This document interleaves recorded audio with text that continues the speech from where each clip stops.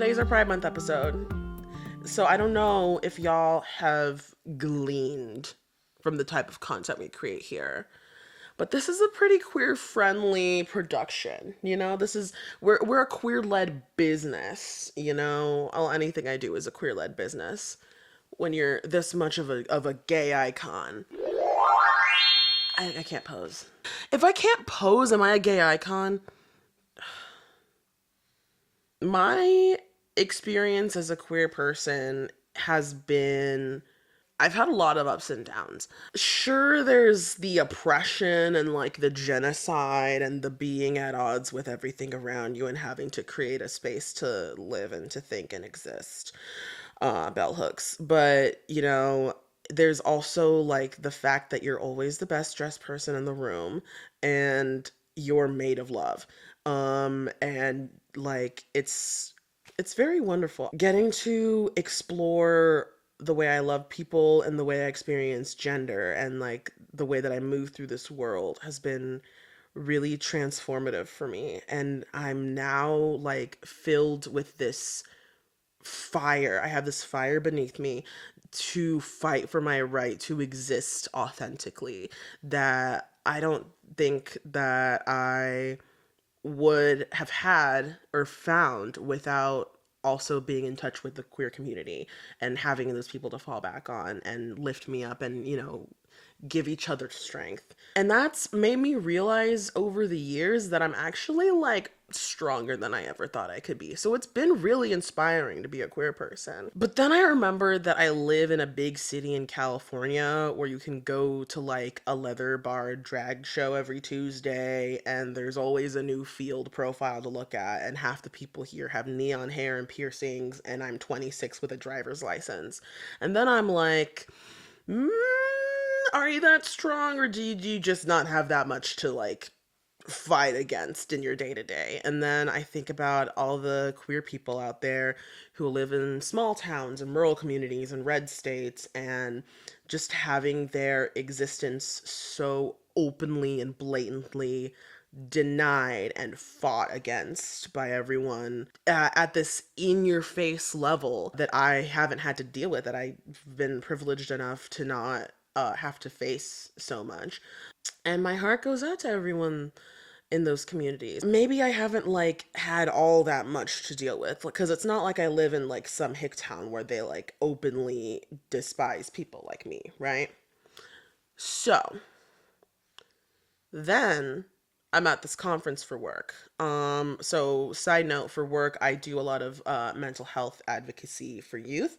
This is not a youth program. A lot of the work that I do is not for youth. This is not a youth program, but I still care about the youth, you know? And I think it's the job of adults to care about kids and help the kids so that they can grow into happy and healthy adults. You know, it's kind of a cycle. We have to care about each other. So that's what I do for work. So I'm at this conference. There's a panel going on, and it's on how to reach queer youth in rural communities. And I'm like, oh, perfect. This is amazing. And I'm listening at this in this panel, and lo and behold, can you believe what I learned? Turns out rural communities are not one-dimensional hate vortexes. Oh my fucking god. Oh my fucking god. Can you believe it? So I felt very ignorant city bitch in that moment. Turns out there's queer people everywhere. There's kind people everywhere. Communities of humans are just going to be filled with humans, and plenty of them are literally nice. You know what I mean? And I realized, oh, I've spent all this time scared of small towns and rural communities, and I've kept myself from everything that these communities might have to offer. You know, all the people there, all their stories. There's lots of advocacy and hard work being done to help liberate queer people all over the place. I don't spend a lot of time in small towns, and the unknown is notoriously spooky to people. But we're going to be working against that today. I reached out after the presentation, and CalPride has decided to give me a tour of their offices in Modesto. So, guess where we're going?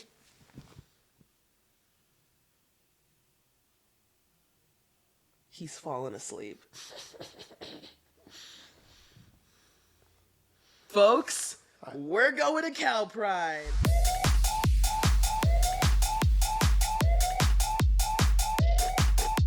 So, I was gonna film a recap as soon as I got done filming the full episode, but what happened instead was I got home and I lied down, which was my first mistake. Then I was like, you know what, it's fine, I got plenty of time to do it, and then 4 months passed. My hair is long and I have glasses now, so you can tell the time has passed. Now, I may have debilitating executive function issues, but I also have a deep appreciation for and fond memories of everyone I interacted with. And I'm gonna tell you right now, I spent all this time worried about people in rural areas being unwelcoming to strangers and newcomers. Immediately, the second we step foot in Modesto, everyone's nice to us. So we immediately meet this barber who welcomes us to the town and then shows us around his barber shop. I obviously decide to ask him a couple questions, because who are you? Who are you? Hi, my name is Manuel Namovich. I run Danny's Barber Lounge here downtown Modesto, 1215 8th Street. How long you been here? I've been here a little over a year now. A little over a year? Yeah, so the shop's been open for 2 years now. When I came in, we pretty much restructured it. We wanted to play oldies in here, make it a kid-friendly environment. You know, we do a lot for the community. Yeah. As far as like community service, we'll do back-to-school haircuts for the kids, toy drives for the kids, try to give back to the community, and just bring back that old-school traditional neighborhood barbershop. Love that. We also sponsor a lot of teams. This is a Turlock Little League that we sponsored. They come and ask for us, and they need help, and this is what we do for the community. So our people just dropped this off to us so we could support it. We also have a couple other ones. And we just actually opened a second barbershop in Ceres. It's 2009 North Central Avenue, Ceres, California. Same thing that we're doing here. It's $20 haircuts. You're gonna get the great service. Chairs are the same. Everything's exactly the same. So, I mean, we're here for the community. You've been a member of this community for about how long? For about 5 years. About I've been 5 in years. Modesto now. Do you feel at home here? Oh yeah, I do. Yeah, it's a lot more relaxed out here. The people are a lot friendlier. It's less busy. Yeah. It seems calmer out here. Yeah, it is. It is. Last year there wasn't no homicides here in Modesto, so that was no homicides. No homicides. Yeah. Nice, brother. So pretty good. Pretty good. In what ways do you feel supported by your community? Obviously, you can see my tattoos, right? And people judge, and from the gate right here, it was pretty tough as far as like we have like sheriffs walking by, lawyers, judges, and I just kept at it. I just kept, introducing myself to the community, letting people know that we're here, and eventually we started bringing them in one by one, and you start building relationships with people, and what we do, like we got business cards. We tell everybody, yeah, bring your business cards. We're more than willing to network. Now we have people in the DA's office, just pretty much anywhere in the court system, you'll see Danny's Barber Lounge. You'll see signs posted up, posters, and they will tell us like, "Hey, Manuel, what's up? You guys got anything going on that we could post in our little lunch area and stuff like that?" So we do get a lot of good feedback and a lot of support from the community. That's great. Like I said, when we do the back to school, like the toy drives and stuff, like it was overwhelming. Like we didn't know how much like we meant to the community, and we're able to give boxes of toys to a local church right here around the corner, and also to the safe haven for the women. So kids that were getting abused, mothers that didn't have support like that, we're able to give them boxes, like pretty big boxes of toys, and they didn't even know that we're gonna do that. We didn't know who we were gonna give the toys to. We just knew that we were gonna do a toy drive, and we wanted to hook the kids up. That's amazing. So that's incredible. When we shut it down, I think on the 22nd or the 23rd of December, and we just popped up into these organizations, and they're like, "What? Are you serious? Like, we needed these." And it's a team effort. Like everybody here is great. The community really shows up for each other. Adrian and Danny at the Bail Bonds across the street, they promote us. Like, they promote the heck out of us. They want us to succeed here. And like I said, there's no other barbershop like ours right here. We're really a family here. We're really tight. Are there any ways that you feel overlooked or neglected by your community? I think we're a hidden gem. A lot of times, people might hear $20 haircuts and be like, "Oh, I don't know. Probably not great, I'm gonna go and get a messed up haircut, or does it start at 20?" And Yeah. it doesn't start at 20. You know, we do them $20. It doesn't matter any kind of haircut that you get. You know, like we're gonna charge 20. The hot towel shaves, $20. You know, old school traditional barbering, you get a facial massage with it, and so a lot of times when people do find us, they're like, "What the heck? Like, are you All guys those for serious?" $20? Yeah, $40 for a VIP service. That's probably where we do get overlooked, you know. But when they do find us, then we're locked in. That's great. And Okay. we're family after that. That's beautiful. Okay, so it just takes time again. Yeah. And like I said, it's just been a little over a year where we got to get it going like this. So barbershop, that's kind of historically been like a community hub for people. You know? Barbershop is like one of the oldest professions. I mean, all the way from, you know, probably thousands of years. Yeah. You know? Yeah. Humans have been caring for and grooming each other. And so where I think it got mixed up is when COVID happened, right? Mm-hmm. People started, you know, I know everybody noticed the prices started going up in haircuts because nobody, you know, a lot of barbers stopped cutting hair. Yeah. People just started going crazy. They need haircuts and they needed to figure it out like that. And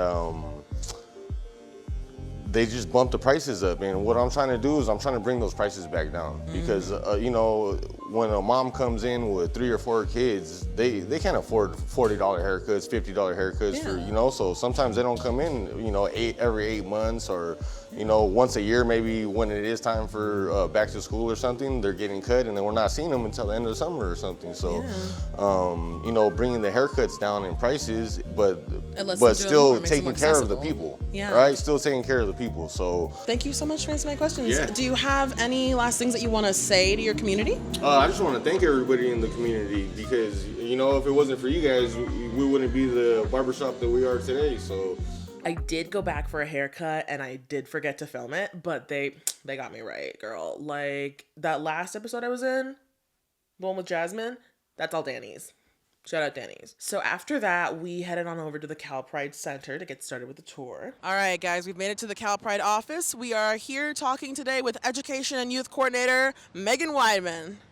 Hi. What's up? What's good? How we doing? Good, how are you? I'm good. Awesome. You want to get this tour started? Yes, absolutely. All right, let's kick it. Alrighty, follow me, y'all. Right. So, CalPride is a huge entity based in the Central Valley and up in the Sierra Nevada foothills. So we have 4 centers, one located in Sonora, and it covers Mariposa, Tuolumne, Amador, and Calaveras counties. That's our very rural area. And then we have our Merced Center, which covers Merced and Madera counties. And then we have this center, which is our education department, which you guys are in right now. We're ages 13 to 25. That's youth and transitional age youth. Right next door, which we'll get into a little bit later, is our health equity department. And then also connected to this building is our administration office. This specific building covers all 7 counties that we cover. So we're always mobile. I was just in Merced yesterday. I'm going to Sonora next week, so we're always moving around. And then we have our Stanislaus Center, which is 111 Modesto Avenue. And each center has specific services that tend to their communities. So our office in Sonora is tailored a little bit differently than our center down in Merced, and then our center in Modesto, just different needs for different folks in different populations.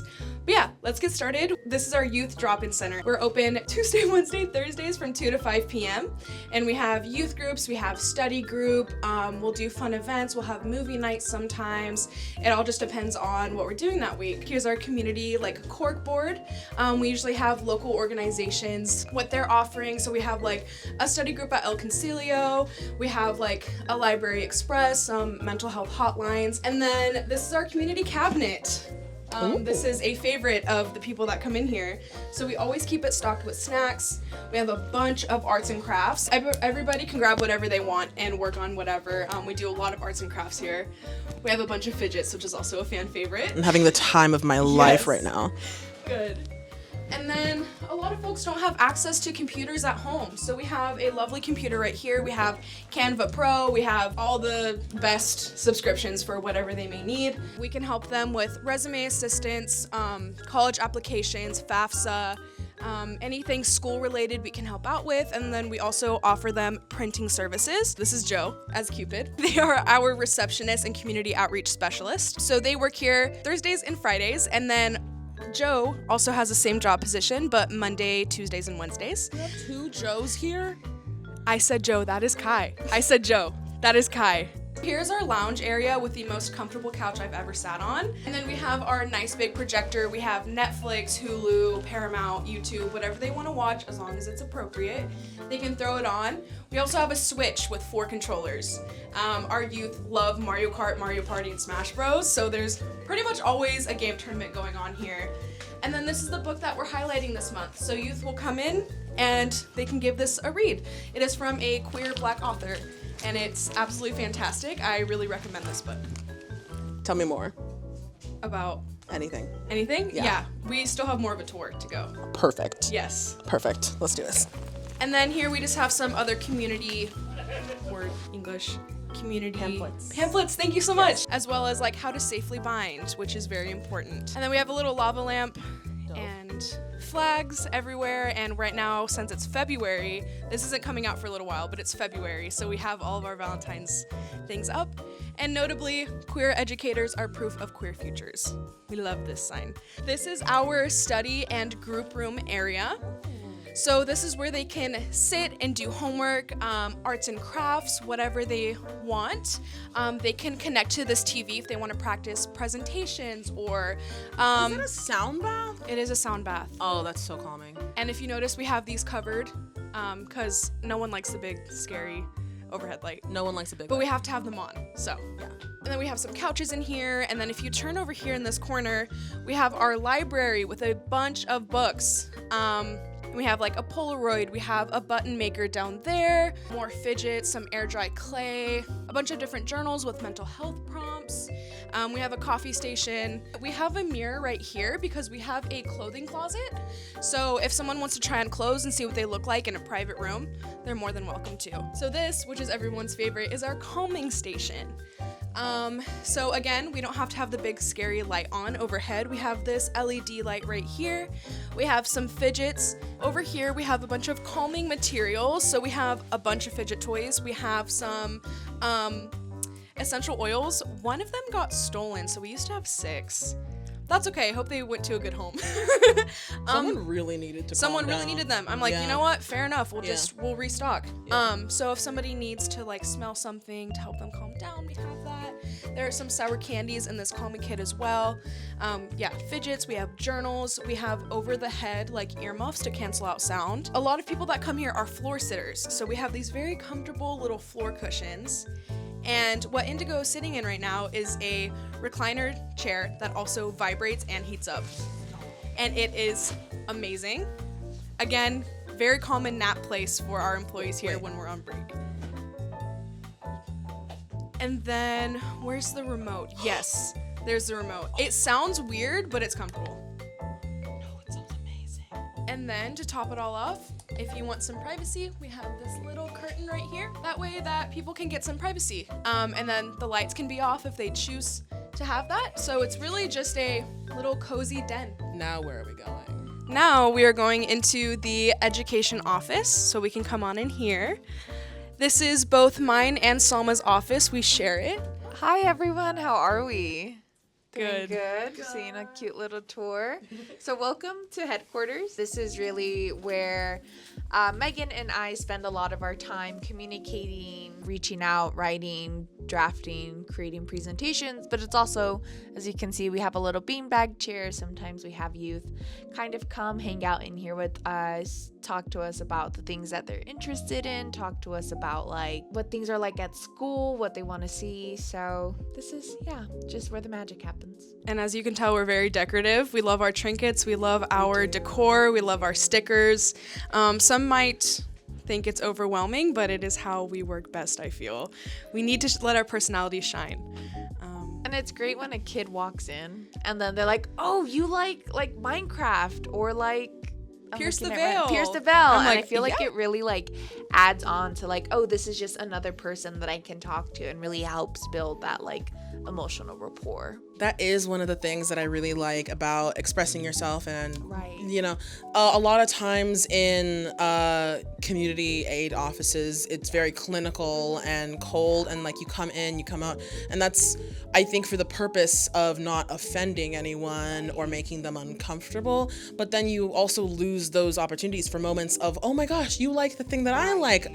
I see recognition. I feel at home here. I feel like clinical settings really rob the opportunity to make a deeper connection past identities, past, all of these different labels, and like, oh, you also like this specific music, or you also like this like obscure show. So yeah, that's kind of the vibe we try to go for, and make it as homey as possible. Yeah, so you really value like the people that you work with, and you want them to feel secure, it seems like. Definitely. I would say Megan and I try our best to make sure that, if we're talking to someone who clearly has this like interest, to really let them talk about it and talk about the thing that they're passionate about. Because I feel like sometimes people don't really get that opportunity anymore. So it's like, hey, talk your little heart out. We have our little bookshelf over here. So I studied gender studies and psych in college, so I have a bunch of my books that I read throughout the years. This is like my personal collection, which is why I don't have it out in our public library, but if anyone at all is interested in coming and reading these, like absolutely I'll lend it to them.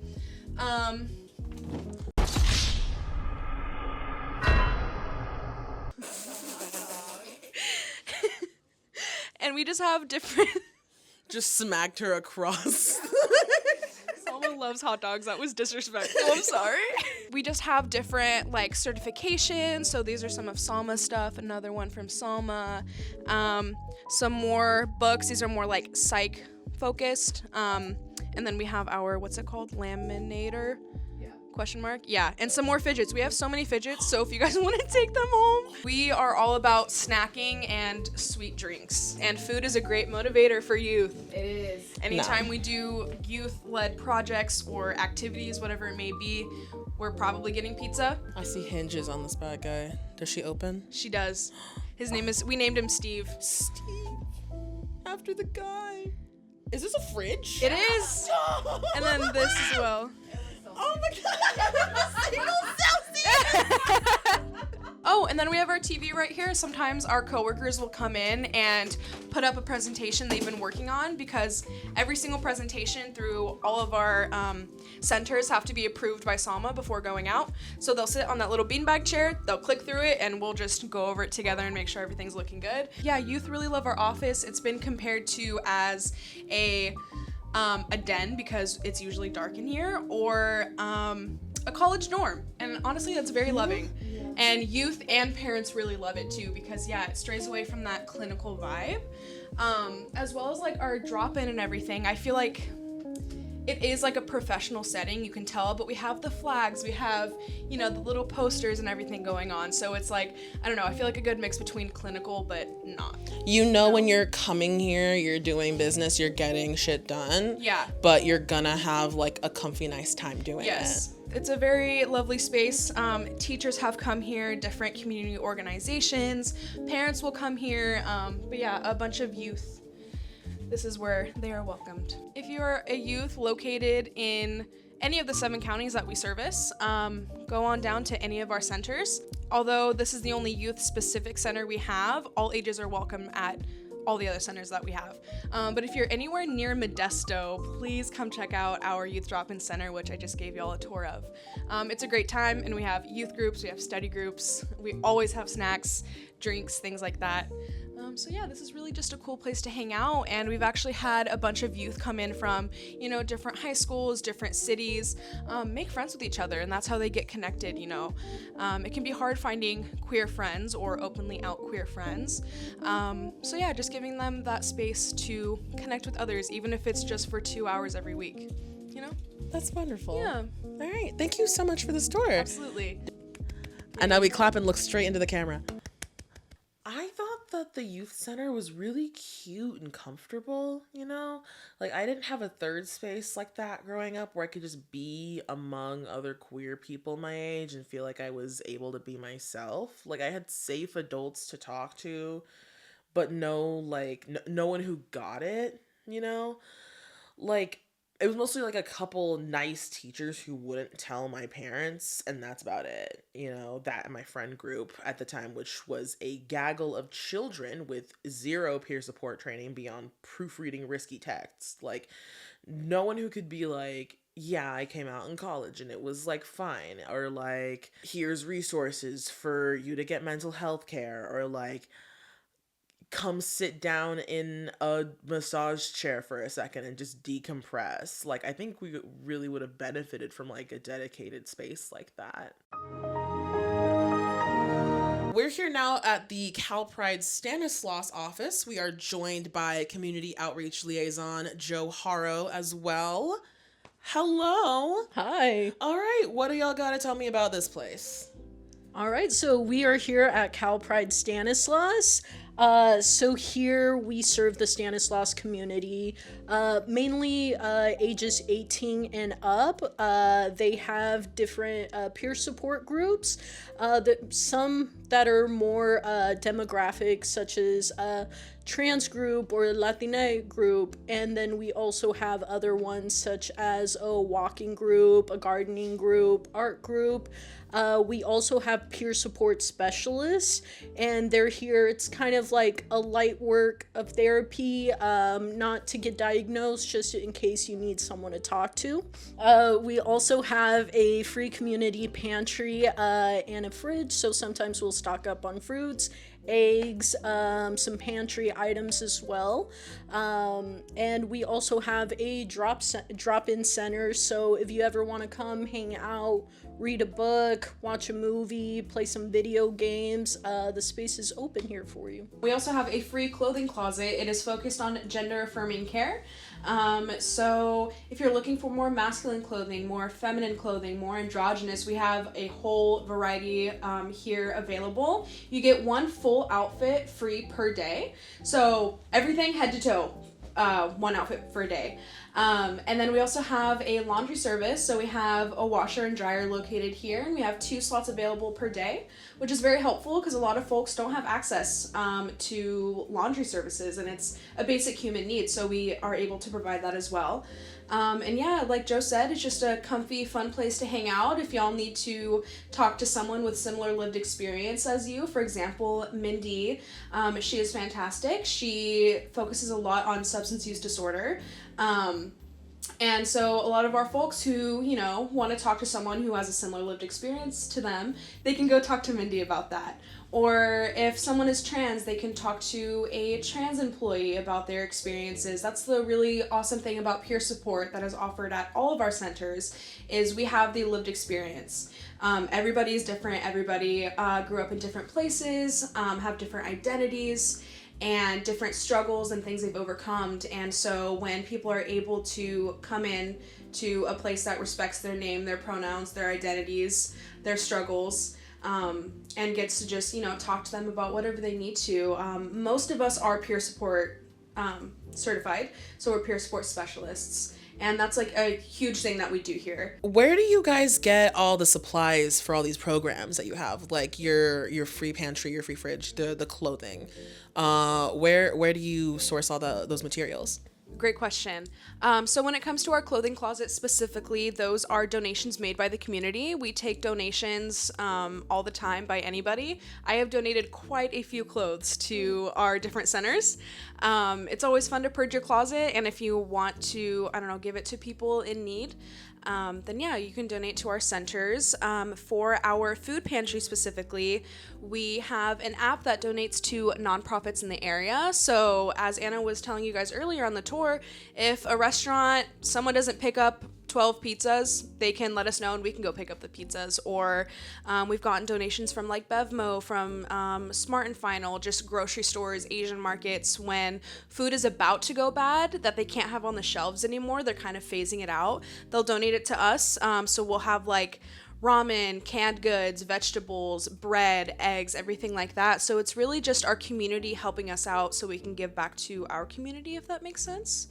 And then everything else is completely grant funded, so all the services that we provide are completely free and completely confidential. what room are we in right now? Yeah, so this is the group room. So here we'll host our art group, our writing group, as well as the gamer group, which is definitely one of my favorites. They'll come in, sometimes put on the PlayStation 5, play some Fortnite, or they'll have card games. So here is kind of more the community group room. Yeah, so a good place to like chill, hang, get to know each other, Yeah, absolutely. kind of relax. Yeah, very much community building, very relaxed, very, again, it's kind of separate from everything else. So you do have your privacy.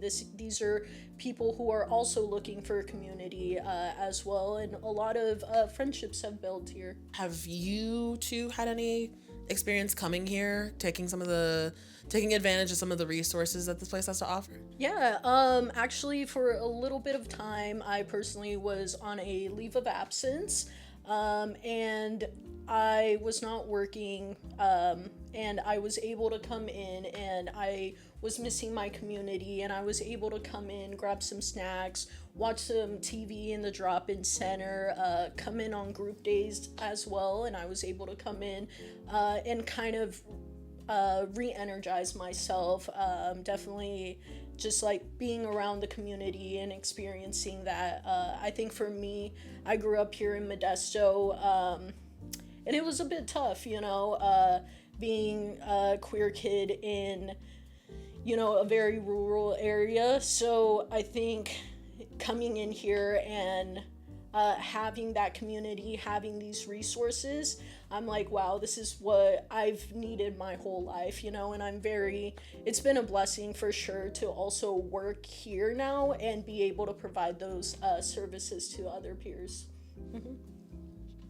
Yeah, and then for me, I have a similar experience of Joe, as I was born and raised here. And something that I really appreciate about our work is we offer these things to our community, but the people that work here are also part of the community. So our services are for ourselves as well. And one thing that I really love is, as a bigger person and as a bigger chested person, it's hard to order binders online because I'm not like a smaller size, so I feel like it's kind of hard to find something that fits to my body how I want it to. It is so hard finding stuff that fits in general Yes, for us. in general. Everything's online. Yes. And you have to like try it, return it. So here you have ability to try that on? Yeah, so we'll go over that a little more later with our tour, but we have a gender affirming garment program. So we have, binders, packers, just a plethora of different things. And I've gotten a few binders from here because a part of our fitting process is we'll give a peer, or like myself, April will be like, all right, here's some sizes that might work. Go try them on, go look in the mirror, tell me how it fits. If you want me to be in the room and kind of check it out, I can give you some advice, but if you want complete privacy, that's totally up to you. So yeah, I have some awesome binders that I've gotten from here. That's really important for me and my identity and my experience. And as well as just everyone being peer support certified is really awesome, because I do go to my coworkers a lot for advice, for just venting, and just talking to other people who I don't have to defend who I am. My pronouns are going to be used correctly. And I just I'm seen as my entire person. As we do with our peers, we also do that to ourselves. So it's just a very comfortable space, and I'm so grateful every day that it's my job, that we get to do this full time. So yeah. That's wonderful. Of course, anyone can go up to like a friend or trusted loved one if they have that. What's the difference between that and going to a certified peer support specialist? Fantastic question. Absolutely. So a lot of queer people in the area, they either have a chosen family, or, people close to them that they can't quite talk about what they're going through, or like well, yeah, I can talk to my mom about it, but she's straight and she's cisgender. She doesn't know what I'm going through, and yeah, she can listen, but she hasn't lived that, if that makes sense. So when people come in here, one, it's confidential. We can't tell anybody's business.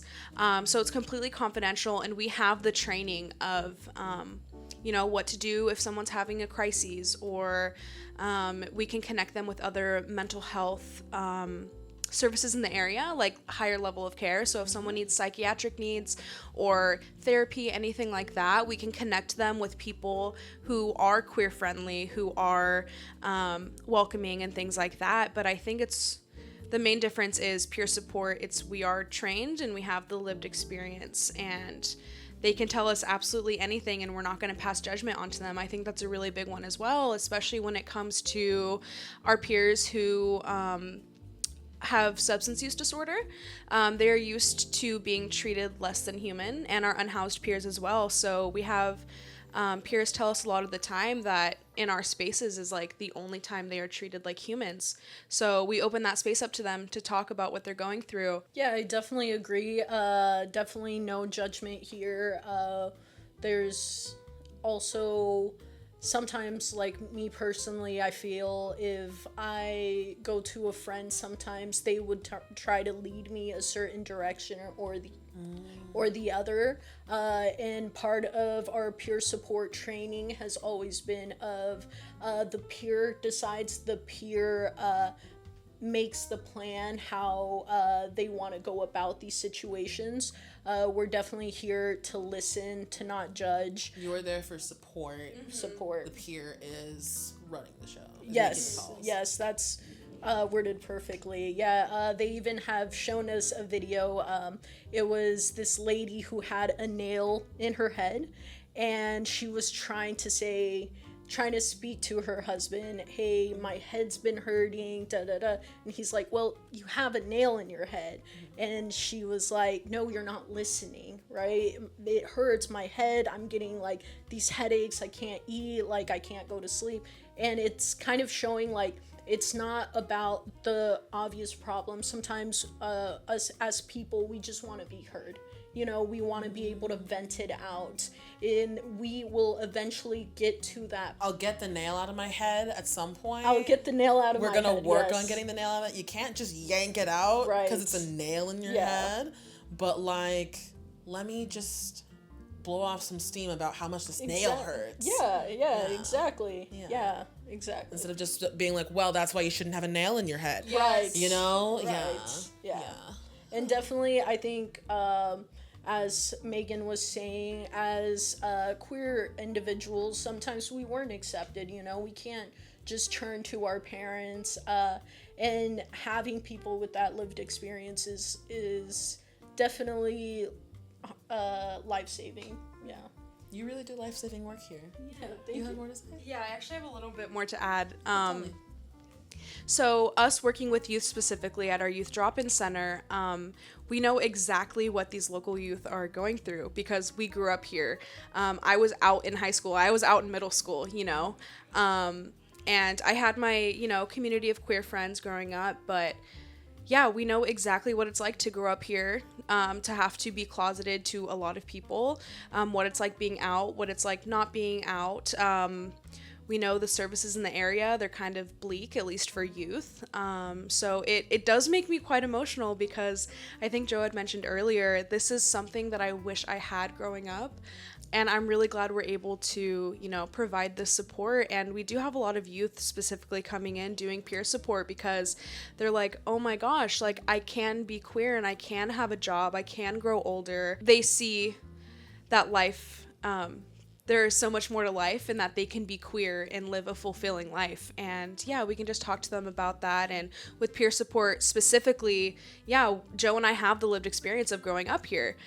Some people come in that went to the same high school that I did, that have the same teachers. So like, I totally understand what you guys are saying. And it's like I just want someone to listen to me as if they were to go to like a parent or a staff member or something and talk about it, they just wouldn't quite understand. But it's like I was just in their shoes like 10 years ago, you know, and things are different, but they're also very similar at the same time. So, what do y'all have going on at the Stanislaus Center? Yeah, so at Stanislaus here, we do host a lot of different events that are on a monthly basis. We do host an adult bingo at Splash Modesto. It's super fun. It is 21 and up since it is at a bar, but it's super fun. We have drag queens come in and they'll host it, and then we get some really exciting prizes as well. Okay. A little more adult based, right? And we also host here at the center. It's tea and tarot. So you're kind of learning how to read tarot, building community, having some tea. They do potlucks here and there. I've been to one of them. It's honestly such an awesome experience to kind of feel that energy in the room and kind of learning a new skill, right? Like reading the tarot cards. And then we also have an LGBTQ plus coffee social at Sisters Coffee shop in Oakdale. Pleasure meeting you. Yeah, pleasure meeting you too. They meet every second Saturday, and out in Oakland, it's very, very conservative. And so it's a very safe space, the coffee shop. It is owned by a drag queen's mother, right? Sasha Devereaux's mother owns the shop. Super safe space for LGBT folks. And they can go in, have coffee, meet some new friends in a very social, safe setting. Gotcha. It's more discreet. It's very discreet, yeah. There we go. Yeah. Okay. Yeah, that's really great. I love that you have all these options between like, you know, the out and proud kind of adult bingo you got going on, and then also a coffee shop that's more low key, discreet, kind of safer to just walk into. I really enjoy that. Yeah, it seems very accessible for a lot of queer youth. Absolutely. Modesto. Yeah, and specifically about the Oakdale one, it's so awesome because it is rough out there and there are no local queer anything over there. It's called the cowboy capital of the world. That's what they coined their town name. It's about 30 minutes from Modesto. If you're like heading up to the mountains, cute, really small. North, south, east.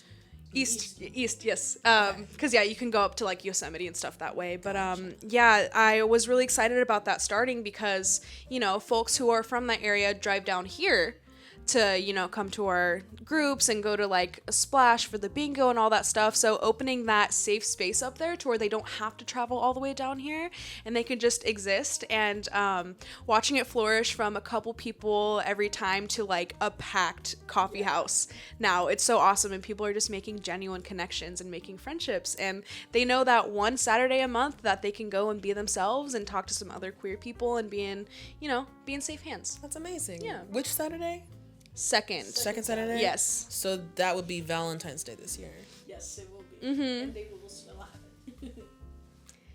So we have our Dreams and Solutions group. It's 18 plus for drug and alcohol support. And then we have Constellated, which is run by one of our peers. It's a mental health support group with a queer perspective. So then there is Senior Gay Men's Coffee Social that is located here at the center as well. So lots of groups. It's been really awesome watching this place grow in just the few months that it's been opened. I know that all of our centers, we take suggestions. If there's like some people being like, hey, I want to start this group, we're like, all right, what's the day and time? How are we going to do it? Like, we'll support you. Where can people contact y'all? So we have an Instagram. We have multiple Instagrams. So I will specifically talk about this centers. So on Instagram at CalPride Stanislaus, that's where you can stay up to date with everything going on here. And then we have at Together CalPride. That is posting about all of our centers, about what's going on. And then we also have a website with all of our centers, all of our information, calpride.org. So we can get connected. And then we also have a Facebook with the same handles as Instagram. But Instagram tends to be more popular. All right. Or you can just stop by at any time, 9 to 5, Monday through Friday. Yeah. Beautiful. We used to share the same building with CalPride Stanislaus, our health department, our education department, and our administration office all in one building. And then we started growing a lot more. It was just too cramped. We were like, okay, we need a bigger space. And so our coworkers worked really hard to find a place that CalPride Stanislaus could move into, and they landed on this building that we're in right now. It used to be a tattoo studio. So it has a very beautiful mural outside just wrapped around the whole building. They painted all the rooms a different color of the rainbow. So right now we're in the purple room, and next door is the green room, and then there's like the yellow room and all that stuff. And it's a really nice setting, and a lot of people in the community, in our queer community, used to come here for tattoos. I have like 3 or 4 tattoos from this place right here. Oh, wow. So it's like a full circle moment. It's like keeping it in at home. Yes. Yeah. So like some people I talk to like about CalPride Stanislaus, I'm like, did you know the old tattoo studio Painted Ape? And they're like, oh my gosh, yeah, that's you guys. I'm like, yeah, that's us now. So yeah, it's very awesome seeing Stanislaus having their own center, and the space is beautiful, and they have the room that they definitely needed. Amazing. Thank you so much for sharing. I really enjoyed the tour. I love what y'all are doing here. And thank you for all this information. Yeah, All absolutely. right. I think that concludes this interview. Beautiful. Sick. Cool. All right. Great. Okay. Now we're at the CalPride Health Equity Department. We are going to be speaking with Harm Reduction Outreach Specialist James Brown to come show us around. Let's go check it out. Hello. Hi, welcome in. Tell me about this place. So let's get started. Yeah. So as you walk through the front door, we usually have a receptionist here named Hunter. Here, this is where you'll first check in. So we'll get name, age, birth date, zip code. It's all for our demographics and our grant writing, right? Here at Health and Equity Department, we have a variety of different things. For one thing, we have our gender neutral clothes closet. So they can grab a couple of pieces of clothing if they need it, donate clothes as well. We have a bunch of different resources from all the adult dental services hotline numbers, 988 Trans Health Helpline, if they need chat or if they need to go to, say, Doctor's Behavioral Health for mental health. We have all these numbers already at their disposal. We also have safe sex. We're safe sex positive here, so we have condoms, lube, dental dam, internal and external condoms as well. On the other side, we have Narcan, which is to bring people out of overdoses. Also, fentanyl test strip kits to test their drugs. We don't condone drug use, but we want them to be safe while they're doing it. We also have our queer points, which we give out clean syringes and also pipes and stuff, like pipe bubbles, hammers, and stuff like that. We're gonna go back here to my office. Okay. This little shelf usually have snacks and stuff for for people. Gotcha. So gender neutral bathroom for our clients and staff. This is my office / some of our storage anyway. Ooh. So we also do washer and dryers for our unhoused who are banned from the shelter, don't feel safe at the shelter, or just can't really get to the shelter to wash clothes. So we do washing in the morning. We have showers in the back for in the afternoon. We also, these are personal lockers, but we have coffee, hot chocolate, soups available if they want something to drink and stuff like that. I am mainly now going to be a CHW, community health worker. So I will be doing intake, following up if they need housing, EBT, peer support and stuff like that. We have tarps and tents on hand if anybody needs sheltering supplies and stuff like that. Gloves, warm hands. My name is April Gutierrez, and I'm the harm reduction coordinator for CalPride. So apart from doing queer points and serving our peers, I'm also a Hep C and HIV test counselor, and I handle the gender affirming program here at CalPride, which we lovingly call Ungendered. So we offer things like binders, packers, breast forms, basically anything that anyone would need to feel affirmed in their gender. We also offer HRT syringes for our friends who are on hormones. So, that's wonderful. yes. Yeah. And so would you guys like to take a look at the stuff that we got Love going to on? see, yes. All right, let's go into our testing room. Lead the way. So this room is kind of like our little hub, our little brain. Everything comes out of these 3 cabinets. So we have our gender affirming right here. where we have our bras and breast forms. We have our binders and binding tape. We have our packers and our packing underwear, as well as our gaffs, which are tucking underwear for our trans women. We also offer makeup and jewelry, just anything to help someone feel affirmed in their gender. Right here we have all of our testing supplies and our basic street medicine stuff. So on Wednesdays, I don't know if James told you, but we link up with SJ Health, which is a team of nurses and doctors that come down from San Joaquin County and meet patients where they're at. Sometimes they're here, and they're able to see a patient, prescribe anything that they need to do to help facilitate great health for our patients, right?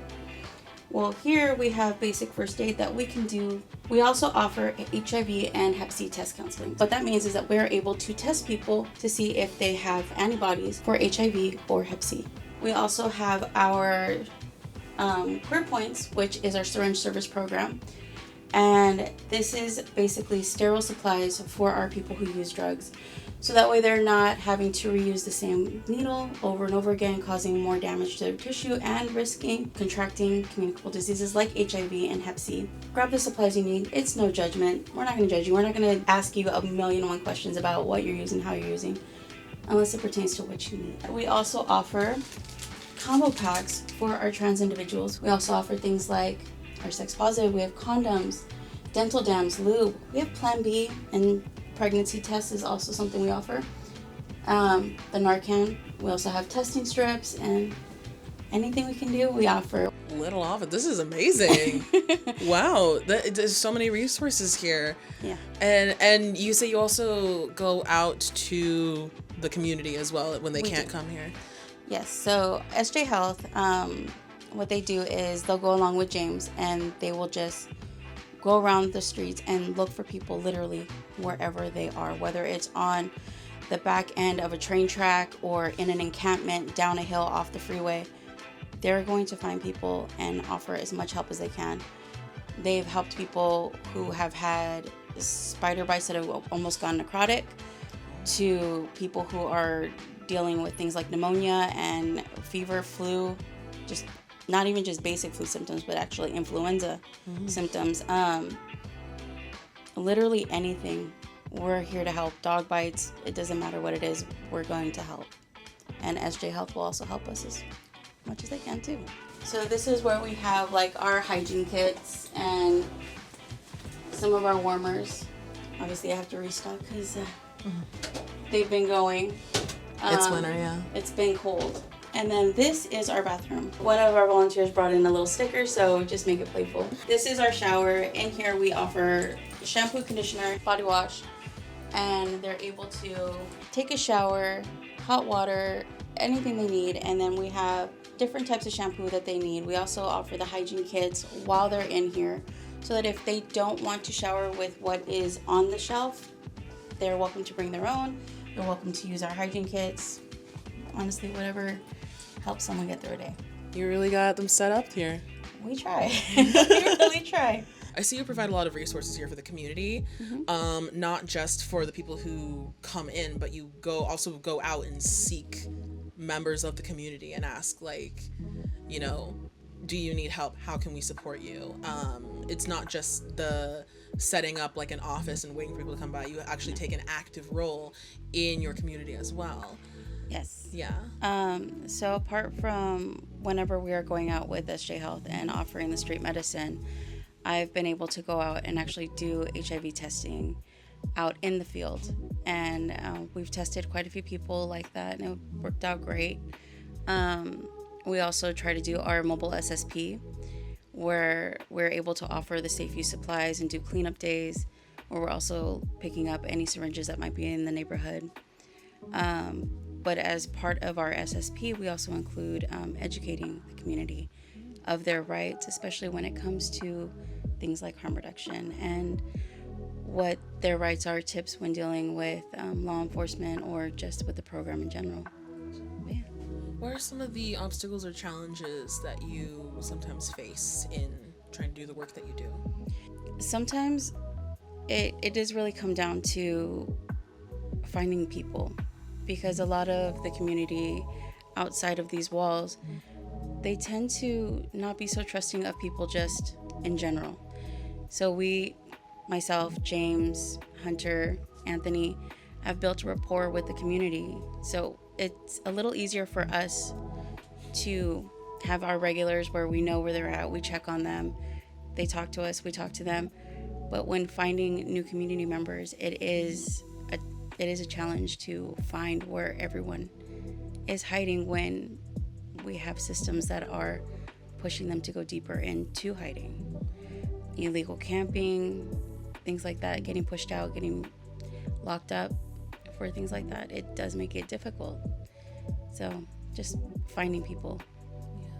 I imagine that getting them to also believe that you are here to help might be an upward battle sometimes. I know a lot of times when people say, I'm here to help, they're actually here to judge, or they're here to give a certain conditional type of help.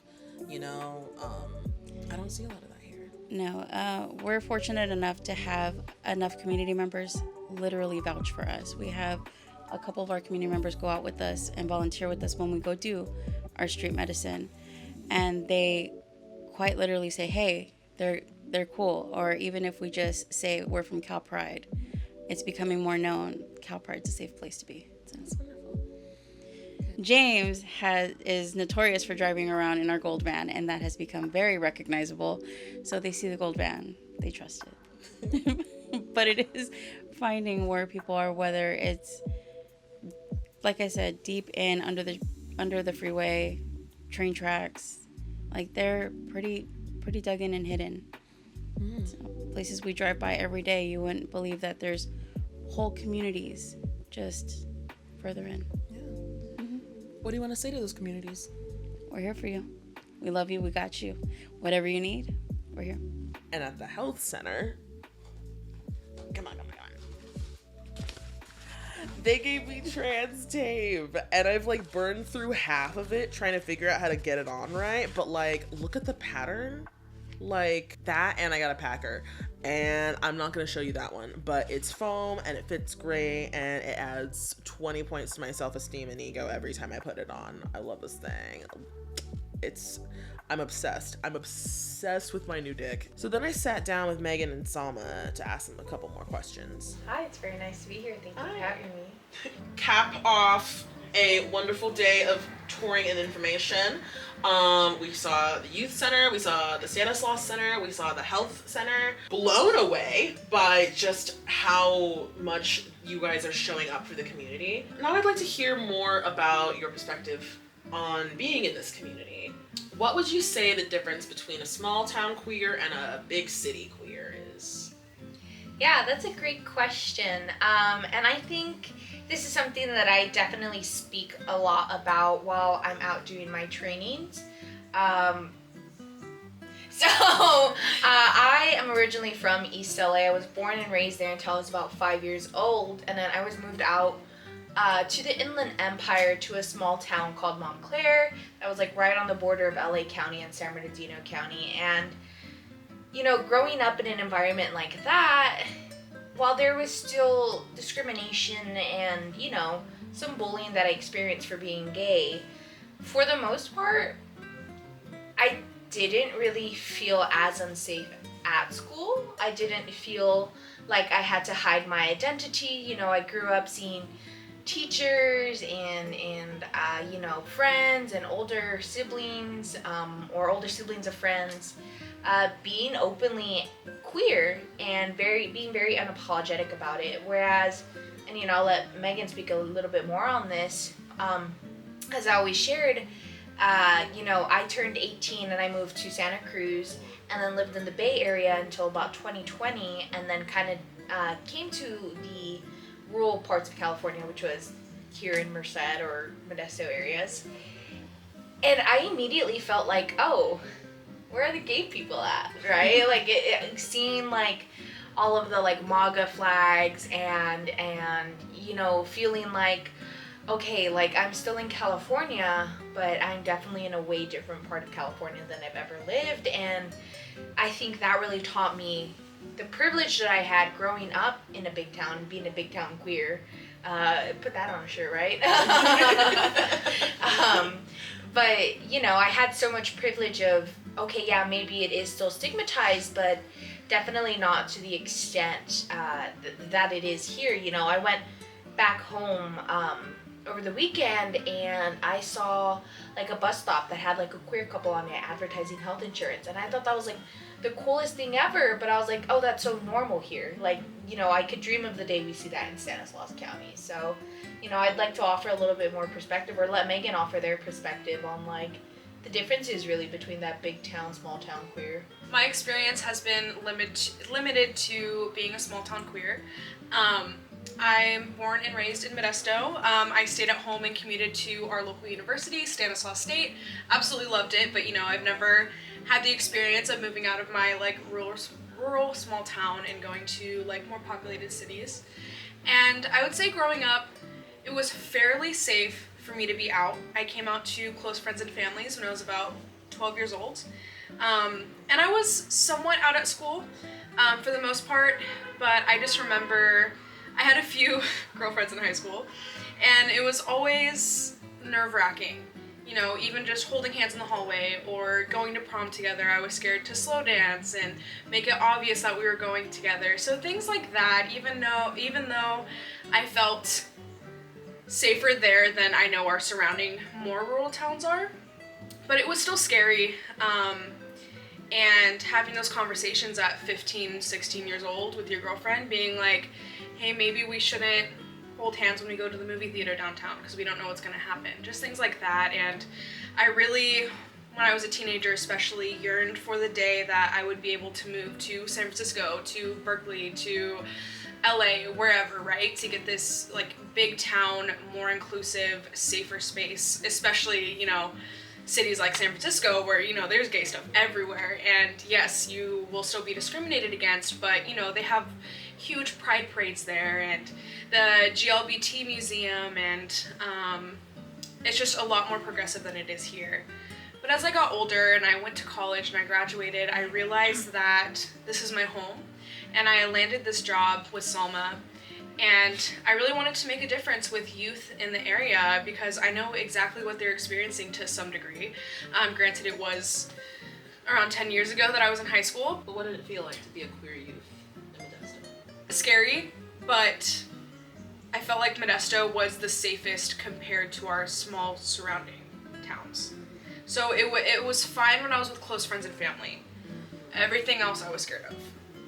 Because, you know, I never saw rainbows downtown, or like Salma had mentioned, to like femme presenting people on a health insurance ad, like nothing like that. It is all very conservative, very much, it's hard to be out here.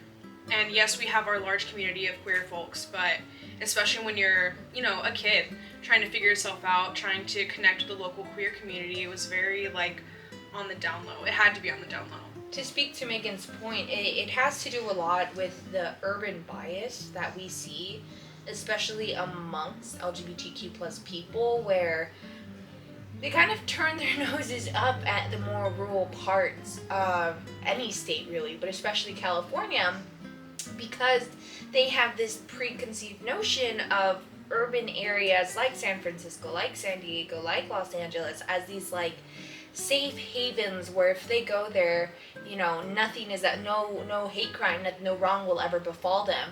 And if they come to the rural spaces, then they're just going to be like continuously hate crimed, right? It's funny because I feel like coming to the Central Valley, and especially up in the mountains, we serve a lot of the foothill communities. I've had so many people, while I've had scary experiences, yes, so many other people come up to us talking to us about, hey, you know, thank you for doing this work. We want to build more inclusivity like this in our areas. You know, seeing that these are the people that actually are willing to invest their times, as opposed to places like LA and San Francisco where the sentiment is, well, we already have our rights, so why would we keep fighting, right? And it's very much so like, and I feel like it's okay that I'm saying this because I'm from LA, so I can claim it. It's so much more performative in LA, where they want the photo op of them at the protest. But here, like, definitely people are coming out showing up because they want to better the situation, right? Yeah. I mean, I've seen more like active, like gender affirming care and like health resources here than I personally ever saw in my time in LA, and I lived there for like 2-3 years. Yeah. You know, and you go to LA and, you know, Pride is a $70 ticket. Yeah. You know, and you come here and Pride is people showing up for each other and giving each other a listening ear and like a warm meal. Right, you know? right. And I've noticed it seems to be more of a focus here. Do you think that there's, because of that kind of divide of like in a big city you get the vibe of like, oh, we already have our rights, you know, why would we fight for it, versus here where you have to constantly fight. Is that, do you think that's where the motivation comes from to do more? I definitely think in a way it does. You know, as I shared, growing up in LA, while I'm not going to say I was never discriminated against, you know, I never had to fight the school to, you know, follow LGBTQ plus inclusive policies in ed code. I never had to like question whether the Girl Scouts or like any of the other programs I was in was gonna honor my gender identity, right? Honor my sexual orientation. But here it definitely feels like, even though the laws are passed because it's still inside the state of California, a lot of places drag their feet and, you know, don't really want to provide that inclusivity. So that's where that fight comes from of, oh, you know, school officials don't back us up. At work, they don't back us up.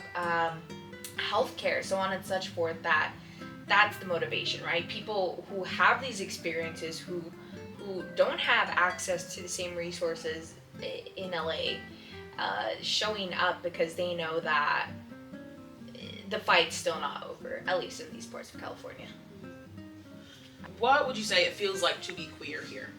I feel like being queer here, folks see it as my entire being, versus in big cities, it's like, oh, this is Megan, and they're queer. Like, you know, but here it's like, This how is do the I queer and they're yes, Megan. yes. It's like, Tokenized? Yes, tokenized. Yeah, I feel like, because a lot of folks here, if they are out, a lot of the times they'll be like super down low. I think in my experience in Sacramento, you know, in that like big urban area, I can really get like as flamboyant and out there Yes. and like colorful.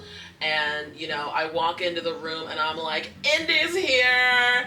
He's picked 5 genders today. And like, everyone's like, yes, queen! Instead of like, there's some places where I imagine you can't really go in and yell Yes, that yes. without people being like weird or potentially hostile or just at the very least not understanding. Right. And I feel like it's not even so much just for the LGBTQ plus community as it is really for anything that isn't the status quo, I would say. Like, I know I'm not looking at today, but I like to dress very alternatively. Like black lipstick, very heavy eyeliner, like all black clothing. And our CEO has gotten complaints that the way that I'm dressing is not appropriate. Yeah, and my CEO's like, are they doing their job? And they're like, well, yes, but, and my CEO's like, so what's the problem? Right? Same thing as like, you know, I come from, both of my parents are from Mexico, and sometimes like, I'll wear like my big hoopy rings, or I'll wear my huipil, and people are like questioning like, oh, what are you wearing that for? Like, I have to wear it for some like reason, as opposed to like, hey, this is just my culture. They and ask you again, what holiday it is. yeah, right? And Yeah. it's like, nothing, I'm just wearing this. And I feel like because it's not what the people at top have set as the status quo, anytime you step out of line from that status quo, like, you're looked at funny, right? Like, people will look at you if you're dressed alternatively, if you're like an AMAB individual, like wearing pink or wearing something more flamboyant, right? I think that's definitely something that's still very prevalent here, and so many of our TGI community members definitely feel it. You'd say people feel more comfortable sticking to a status quo. Or sticking to a status quo or not being as open about it, right? Like, not living authentically as themselves for fear of pushback. But if everyone feels that way, Yeah. then what's there to actually be afraid of, right? I feel like it's being the first person, right? No one likes to be that person who breaks the mold, who stands out, right? But that's again what I think is so beautiful about CalPride is that all of our staff, you know, we have 21 staff, 20 of which who are LGBTQ+, 13 are TGI, and I don't think any of us hide it. We're very loud and we're very open about it. You know, the whole reason why we have that big rainbow flag over our building is because can I cuss on this show? You can cuss on this show. Okay. My CEO. And so how much do you want to swear? Because you can say as much as you want. Can I drop an F-bomb? Yeah. Okay, I'm just making sure. Like, our CEO is like, oh, you know, like, that rainbow flag's a giant fuck you to Modesto. Like, you know, we're here, we're queer, we're not gonna run away.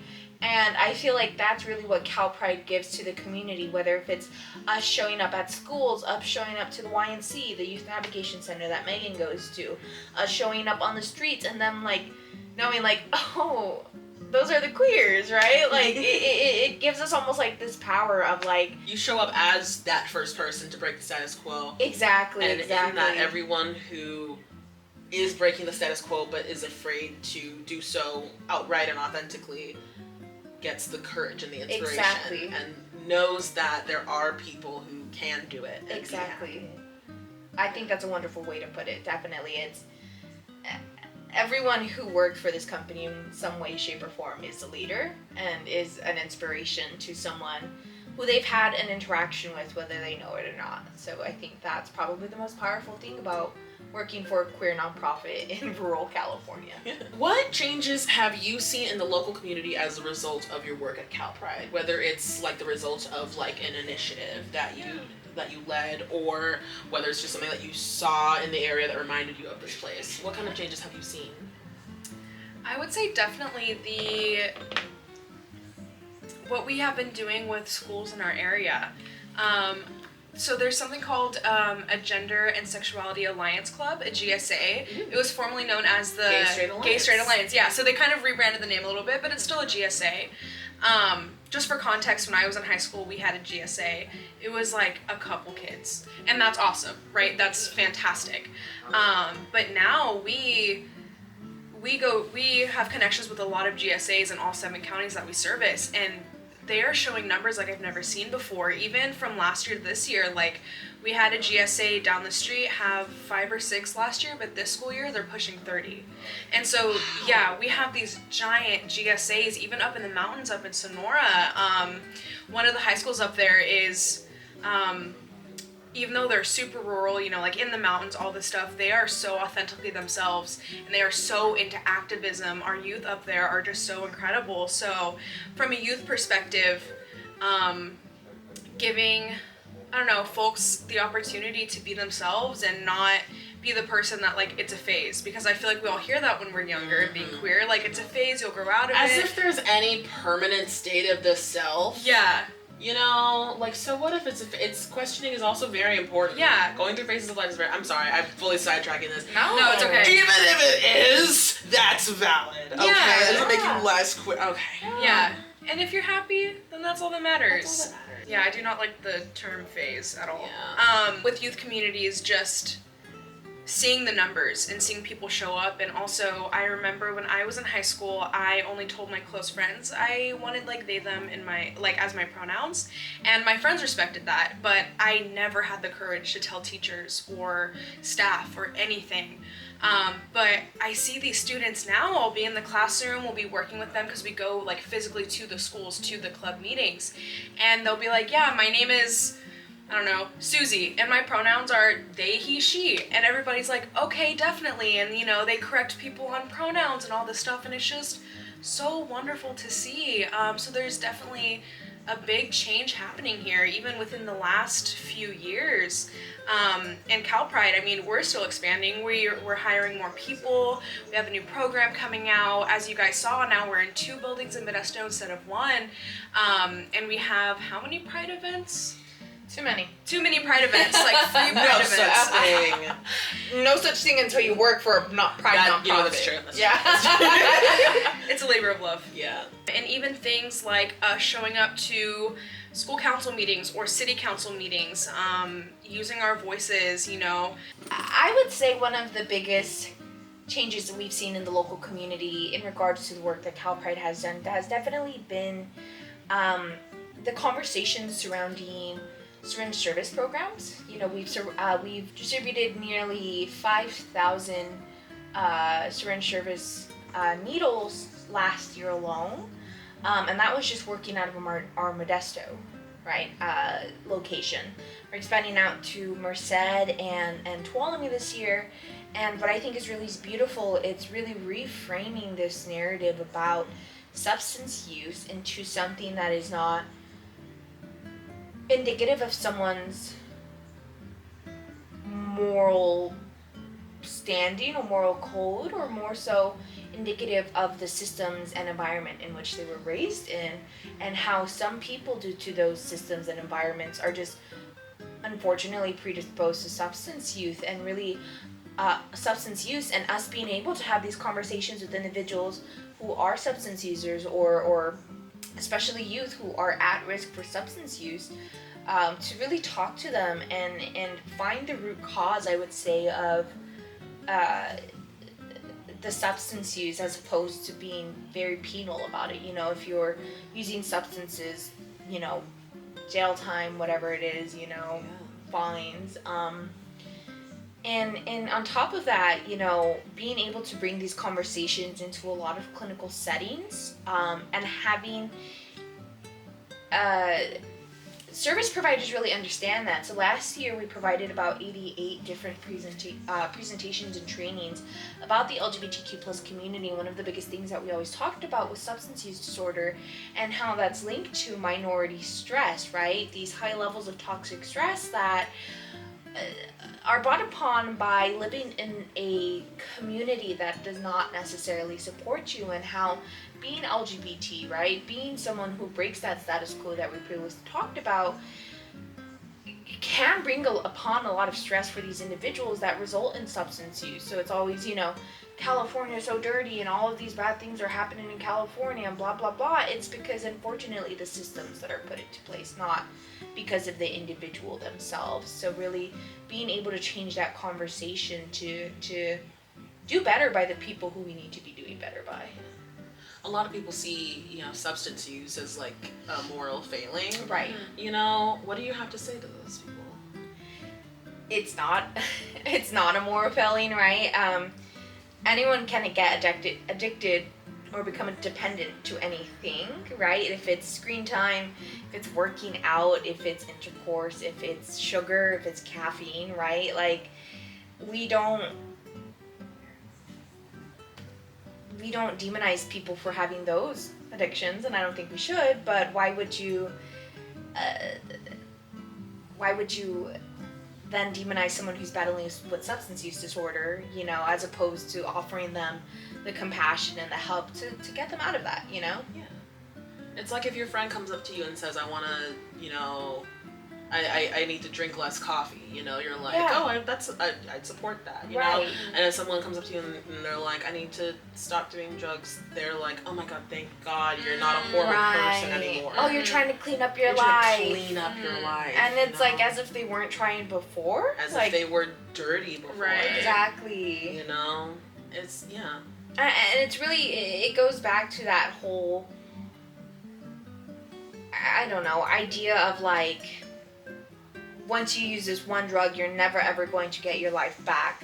Like, that's good. That's the end for you, as opposed to like, hey, if you're in the situation, like, and you want to not be in the situation anymore, there's still hope out there for you. Like, you still can get better. Never losing sight of the person just because they're, you know, using substances. That's one thing I also think abstinence-only education kind of overlooks, because it doesn't support the people who didn't abstain. Absolutely. It just sorts them into groups and categories as, this is a group deserving of care because you haven't done it, and this is a group that, oh, there's nothing for you. Exactly. And you're providing hope and support and compassion and education and resources to people who previously thought that they didn't have anything, and that's really wonderful. Exactly, and it's so funny that like when we talk about mental health, we always say like healing is never linear, and it's like, so why is healing supposed to be linear for people who use substances and are battling with substance use disorder? Like, do they not get the same grace? Like, do they have to be 100% sober the entire time to be seen as like worthwhile or succeeding in their sobriety story? You know? Yeah. I feel like that's totally off topic, but yeah, I feel like CalPride has really done a lot. It's all connected, as you said. Yeah. You know. So you've seen a change in The conversations we're having around substance use disorder, definitely, and especially substance use disorder in the LGBTQ plus community. There is, I think, some overlap between the queer community and drug use. I think drug use, substance use are, I'd say fairly popular. It seems like in the queer community. Right.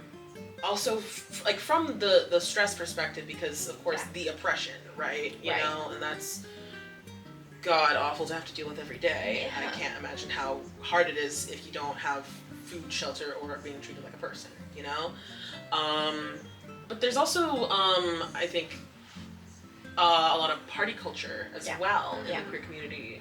Do you have any thoughts on that? Party culture and like bar culture is very common in entertainment. You know, there's drinks and, you know, substances like all over, and while that is, you know, great for some folks, others might not want to be in spaces that aren't dry spaces. So that's one thing that CalPride offers too, is like, yeah, we have our drag bingo, that's 21 and up at a bar, but other than that, everything is pretty much a dry space where people don't have to be around substances or alcohol if they don't want to be. And I think that's very important within our queer culture and queer communities as well, because that is something that I experienced growing up, was like, oh man, all the gay stuff is happening at bars, I can't go, I'm 15, you know? So now like having this space, having these dry spaces, especially for people who are on their sobriety journey or, you know, just want a change of scenery, because nightlife is fun, clubs are fun, but you know, it's not the most sensory friendly and it can get expensive, you know, sometimes I can't stay up past midnight, so I'm like, I'm not at the bars anymore, but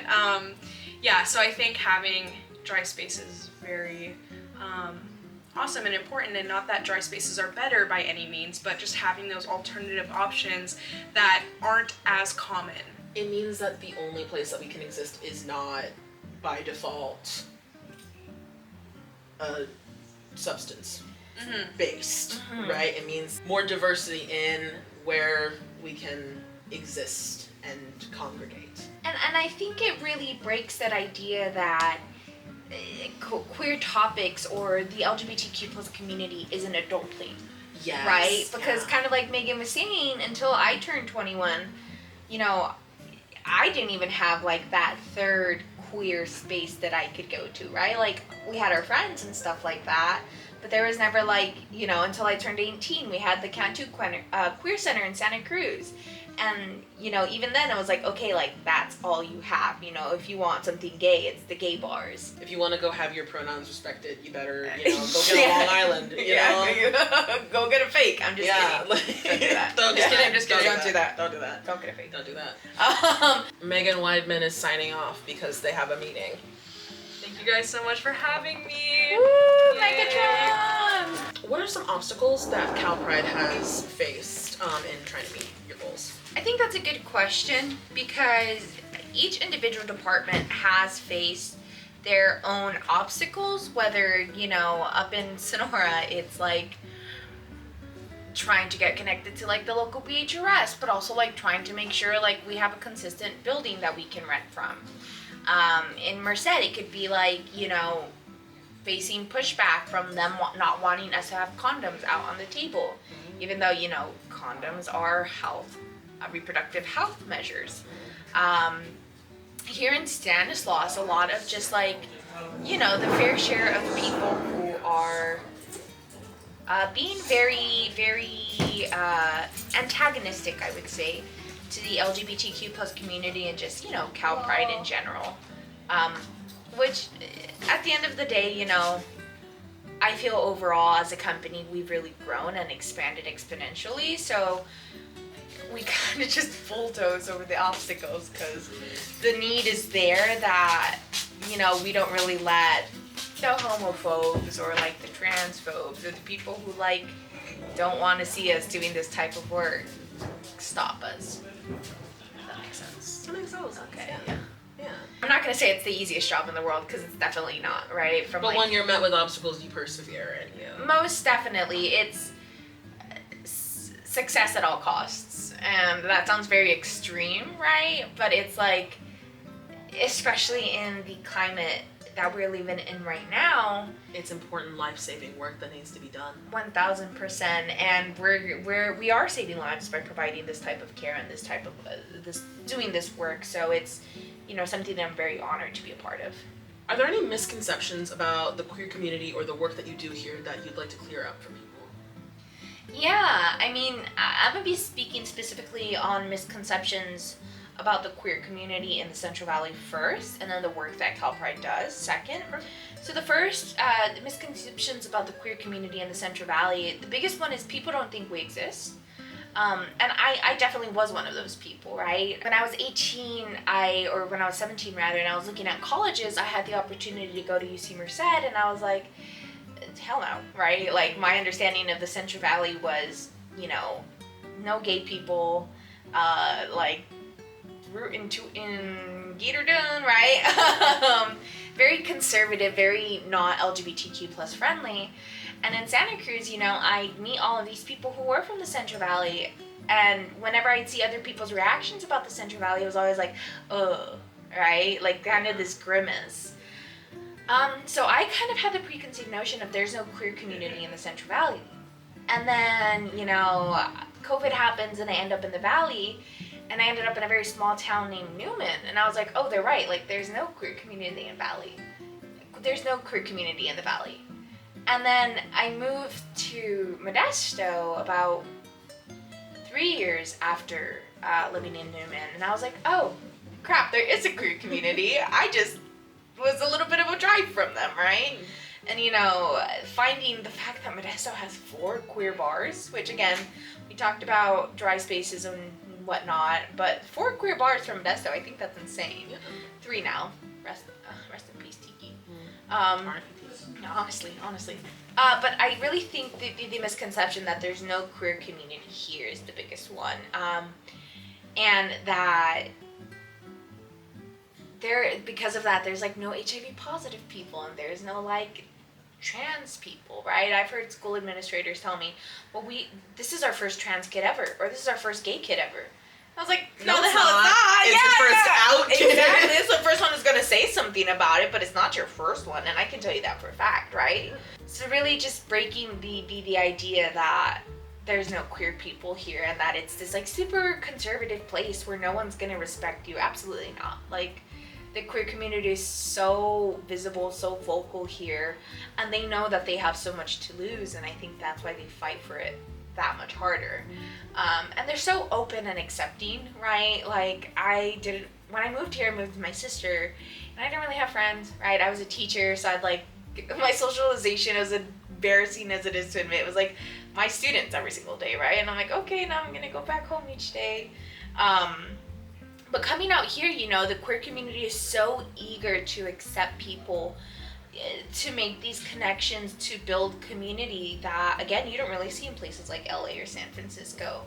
So knowing that the queer community here is big, it's loving, they're going to take care of each other. So that's the biggest misconception about the queer community in the Central Valley, I would say. And the one about CalPride is, you know, we're not here to turn your kids gay. We're not here to turn your kids trans. We're not here to take funding from anyone or take funding anywhere else that's not in the areas that the communities need it the most, right? We do this work because everyone who worked for this company has made a home of the Central Valley and has, in some way, shape, or form, experienced discrimination while living in their home here in the Valley. And each person has that passion and that drive to want to make things better, not just for us, but for that queer kid who's riding on the school bus terrified because they have to run home or else they're going to get jumped as soon as they get off that bus, right? To make things better for the elderly individual who's going into a care home and is going back into the closet because they're afraid that they're going to be discriminated against by the person taking care of them, right? For the trans woman who hasn't gone to her doctor's appointments or her therapist appointments because she's afraid of being discriminated against in the doctor's office, right? We are here for no other reason, honestly, than for the love of the game, right? We want to see this community be better, and we want to build a better community for everyone living in these spaces. So, there's no other agenda other than, bringing love. Fuck yeah. Hell yeah. Hell fucking yeah. Hell fucking yeah. Hell fucking yeah. Fucking hell yeah. What is your vision for the future? My vision for the future, I feel like that's a hard one, right? Because, Blue skies. Everything you want for the future, what does it look like? No AI. You heard it here first! No, I think speaking specifically for CalPride Education and this department as its head, I would love to see us have our own center, and I would love to see us have our own youth center in each of our 3 service cities. We serve 7 counties, but we have 3 main cities: Sonora, Merced, Modesto. I'd love to see youth centers there. I'd love to see this team expand and just be able to have more hands-on interactions with youth. And I think I would really, really love to see just CalPride as an organization continue to grow and expand. When I came on, we were a tiny office, right? 3 people to a room. I was hired to do social media, and then they found out I had a teaching credential, and they were like, "Do you want to do our education department?" I was like, "I guess." But really, I think there's something very special here, in that everyone here brings such a unique set of skills to the table that, we could be the next Equality California. We could be the next, of all of the big LGBTQ plus names, but for some reason it's escaping me. The next Trevor Project, right? We can be the next, big nonprofit, not because we want all this money in the world, because we want to be able to give the resources that we have in this part of rural California to all of the other rural parts of California, whether if it's in the Inland Empire, whether if it's up in Humboldt, whether if it's like in El Dorado County or stuff like that. Like, we want to go into these spaces and provide people in those areas with these life-saving resources. Last question. I'm here. What do you want to say to queer people in rural communities and red states? Don't give up. Don't stop being happy. Don't let these bigoted people, convince you that you don't know who you are and you're not who you are. You know who you are better than anyone else on this planet, in this earth. Don't let anyone try to convince you otherwise. I know it's scary, and I know it's lonely, and I know it feels hopeless a lot of the times, but that's what they want. They want us to feel hopeless, and they want us to feel alone, and they want us to feel like things aren't going to get better, but things always get better, right? In history, periods like this are often followed by periods of immense social economic change. And I think that's the hope I hold on to, and the hope I think other people should also hold on to, knowing that this period is going to end. When? Who's to say? But it won't be forever. And I know it's easier said than done, and I know it's so much easier said in the comfort of here, a blue state, right? But if you don't let them take away your joy, if you don't let them stop you, if you don't stop fighting, if you don't let them take away everything that it is that you stand for, your courage, your will to survive, your fight to go on, then the day is going to come where we're going to be successful, right? Where all of this is going to fall away, and we're going to see the social developments that we have been yearning for the gender affirming care, for the equal rights amendment to protecting us and our rights to marry, right? to see all of the good things that come out of here, the state of California, be a nationwide thing. California has always been the leader. The way California leans, the rest of the country follows, right? That's something that's always been said in politics. And I'm not going to say that it's going to be tomorrow or overnight, but we can get there. And those of us in California, you know, we're not forgetting you in this fight. Like, our fight is your fight is our fight, and we'll keep fighting. We'll keep fighting. One day all of this will be over, and the only way to get there is to get there. Yeah. No way but through. What have y'all been getting up to this past year? We've done a lot this past year. In 2025 alone, we distributed over 1,798 units of Narcan, collected 4,659 syringes, performed 205 HIV and/or Hep C tests, distributed 218 gender-affirming products, distributed 4,161 meals, provided 5,519 hours of peer support. It's safe to say we've been up to a lot. Yeah. You know, 1 in 2 people who come to CalPride will return, right? And I think our retention rate being 50% is something to brag about. Because That's really impressive. Yeah. And again, it speaks to just the need for LGBTQ plus resources. That, you know, up in the mountains, we have people who are willing to drive an hour and a half to just come access our resources, because we're the only place an hour and a half who gives these resources. Yeah, we served over 31,394 people last year, and that's a lot. That's a lot. We pull in a lot of people, and again, we do have 4 centers, so, you know, part of that's not just the center, and it sounds like cheating, but hey, man, we do a lot of good work. You're trying to make it humble as if you haven't helped like so many. Yeah, you know, you gotta stay humble, or whatever Kendrick said. So I've been hearing about all these events, right, in the local area, and I was like, okay, why don't we go talk to some people in the town, you know, some civilians, get some FaceTime with them, you know?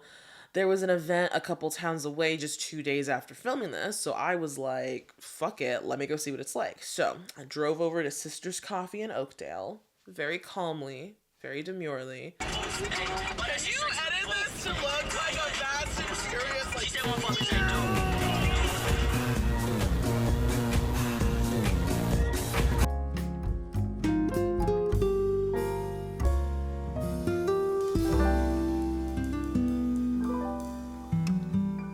So I just got here and already everyone's nice again. I'm gonna try this sandwich, hold on. But it's really good. I'm good, thank you. oh my gosh, who the fuck are you? Hi, I'm Juliet. My name is David. My name is Sierra. My name is Lisa, and I am the owner of Sister's Coffee Shop. How long have you been in this town? I have been in Oakdale for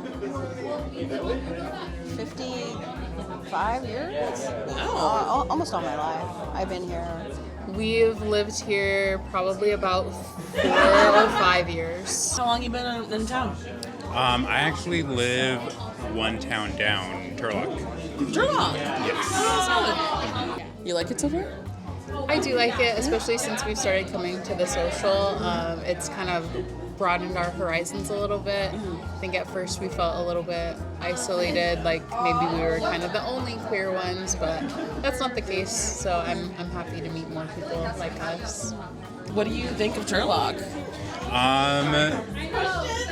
I do think Turlock is a growing town, maybe borderline, maybe not city, but like a pretty large town. How would you describe your relationship to this town?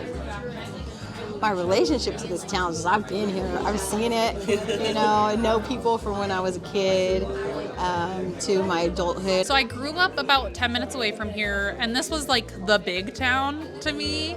I think it's a cute little town, and I think that there is a good community here. There's a lot of projects to build the community and get people together and like support small businesses, but there's also a lot that I don't agree with, and there's a lot of things that are upheld here that don't align with my values, I would say. But I also believe that people should be able to believe what they want, and that's fine. I just don't want laws made that hurt me or other queer people or people of color or children, because I work in education. Like, I want everyone to be okay and be supported, and if we can just all agree that everybody deserves to be safe, then I can agree with the community. And It's I kind won't. of a simple thing that Yeah, most people it's should like agree so on. simple. Just like allow people to be safe and taken care of, and that's it doesn't hurt anybody. What do you think of Oakdale? Oakdale, I grew up in Escalon, so slightly smaller, very similar values.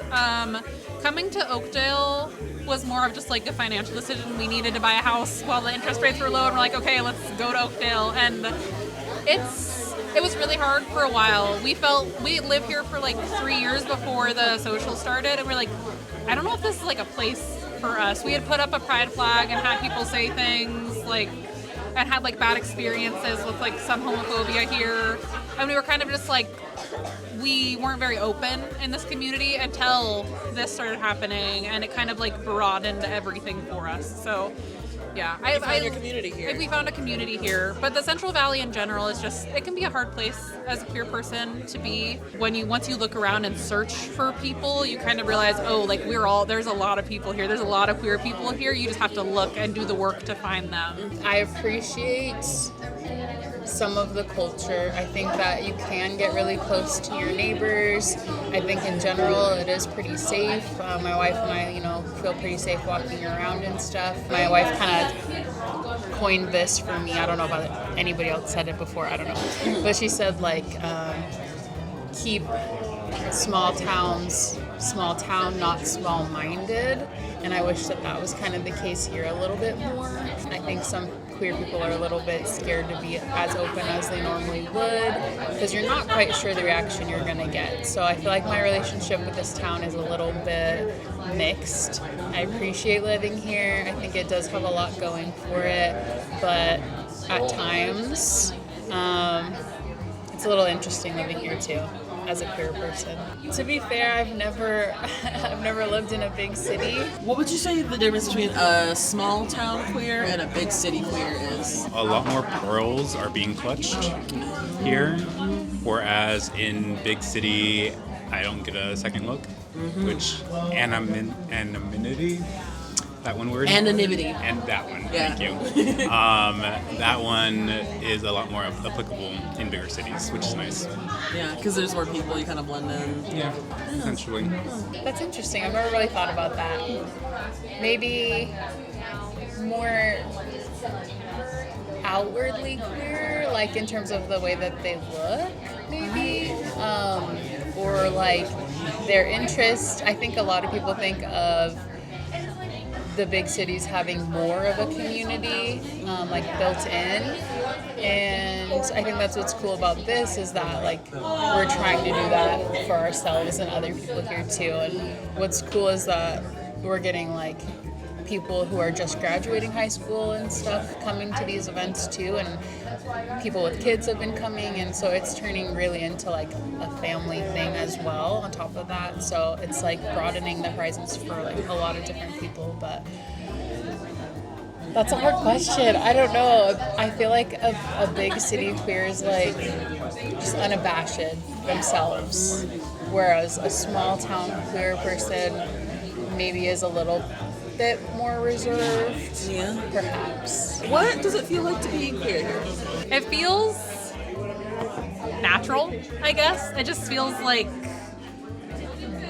I'm being true to myself. As somebody who was closeted for a long time, and like I like tried to like be straight in high school and after high school, once I realized like, oh, like that's just not working for me, and I like actually did what I wanted to do and was with who I wanted to be with, I realized it was much more natural. It didn't feel wrong, it just feels right. Being queer feels right, and being around queer people feels right, and it like just, it feels good to be queer and be around other queer people, and it feels, I don't know, it's like kind of magical a little bit. It's like the only word I can think of to describe it. It's like, it's magical to just like be who you are and like feel the feelings you feel and not feel ashamed of it. Yeah. that is magical. If you had asked me that question 10 years ago, I would have said a lot more scary. Now, I feel that, like, while there are aspects that are maybe a little unsettling, I don't let that impact the way that I perceive myself or perceive others. If anything, it just makes me want to be more okay with being perceived. I think it depends on the day a little bit. I'm open at my job. I'm open like out and about and stuff like that. In general, especially events like this, it feels good to be openly queer here. There have been some incidents with like mostly middle school age kids that will like say a slur or like yell at us, stuff like that. But I find it's mostly honestly like middle school kids who I think just haven't made their own opinions yet and are just They just learned the word and they're excited to use it. Yeah, and just like, oh, maybe like my parents or the person I'm watching on YouTube doesn't like gay people, and so I'm not gonna like this gay is how people. this is how to go through life, right? Yes, yeah, and haven't quite learned yet that just because someone is existing around you doesn't mean you have to give your input or opinion on them. You know what I mean? So those have been few and far between.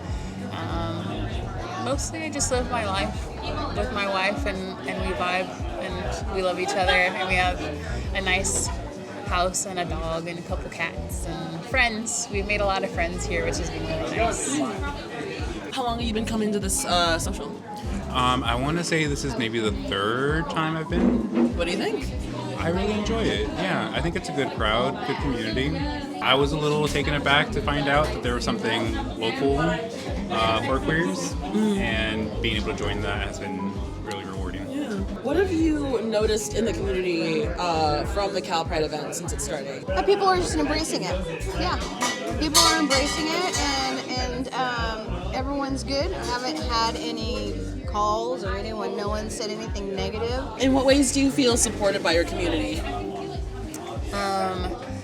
Especially since this coffee social, our network has opened up so much of friends.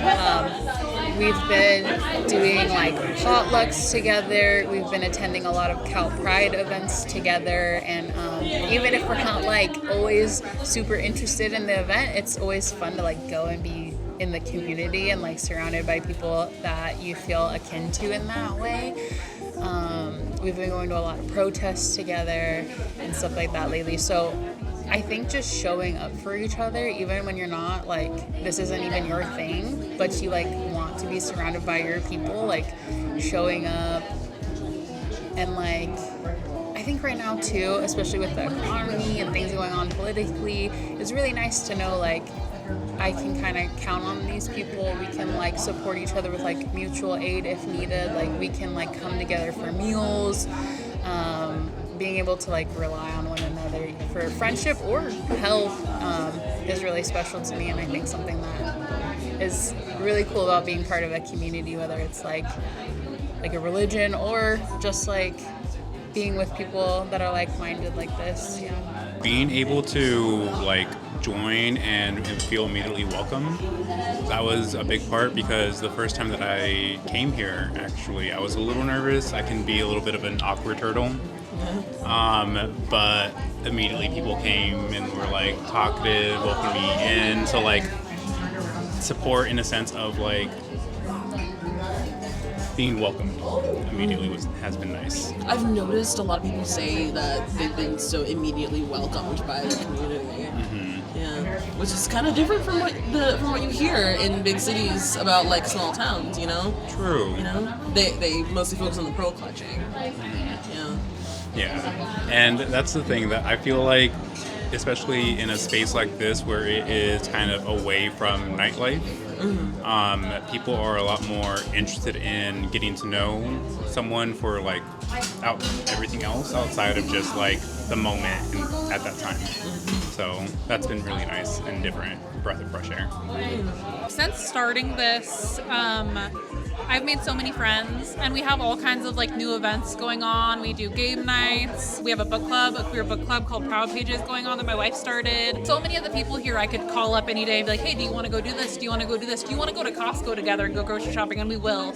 And it's just having people who are like-minded, who I know like accept me, that I can spend time with. It's kind of created more than just community, but like almost like a family of just queer people, because a lot of us don't have connection with our like biological family. So you have that found family. Yeah, it's kind of like a found family that we've built here. Yeah. In what ways do you feel overlooked or neglected by your community? Ooh, I mean, the community as a whole, like in this area, I would say this town does not think that there are gay people here, or they want to ignore the fact that there are.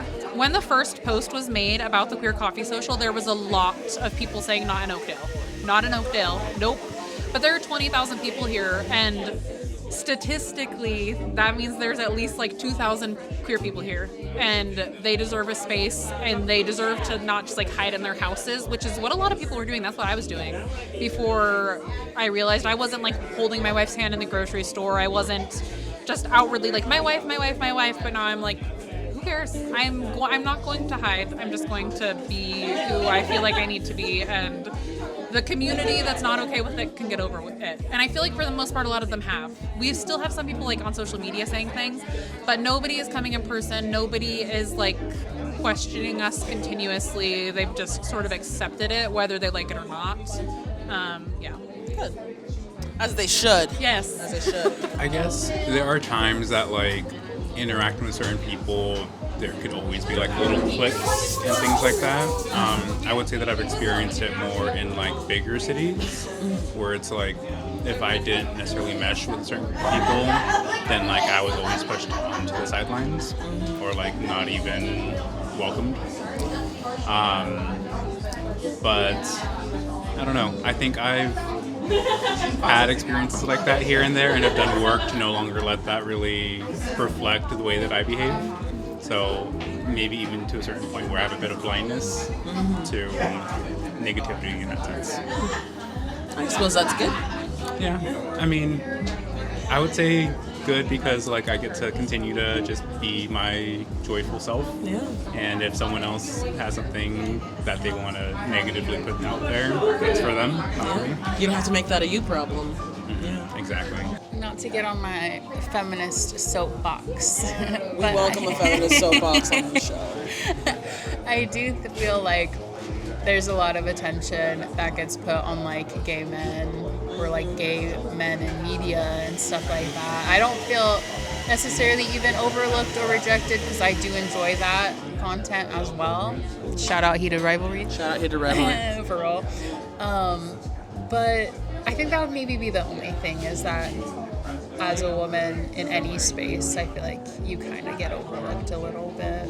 And that's just like a bigger societal thing, not like a gay community specific thing, I think. But there's spots for lesbians too, and bi people and non-binary people. You just, I think, have to like look a little bit more. Do you like this place? I love this place. Yeah? I love this place. And even just like outside of the coffee social, Sisters is like a safe spot in a town like Oakdale. And I mean, Oakdale's just, it's not incredibly welcoming to queer people, but this spot is a welcoming spot to queer people. And I think they get a lot of tourists who stop by here going to Yosemite and stuff, and like it's just obvious it's a safe place to stop. We host CalPride once a month, the second Saturday of each month. I am an ally, so my place is open and it's a safe space for everybody. I have 2 kids that are in the community, well actually 3 kids are in the community, and so as a mama, it's my job to do what I need to do to make everyone feel comfortable. So that's why I tell people, call me, I'm Mama Lisa.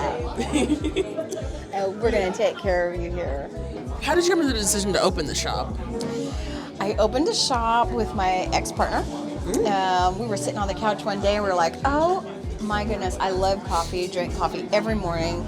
I was going to school. I wanted to get my degree as a grown adult because I went to school and all my credits did not apply. Oh. So I had to start from the bottom, and it was like a year, know, finally I pushed to get my degree, to be the first one in my family to get one.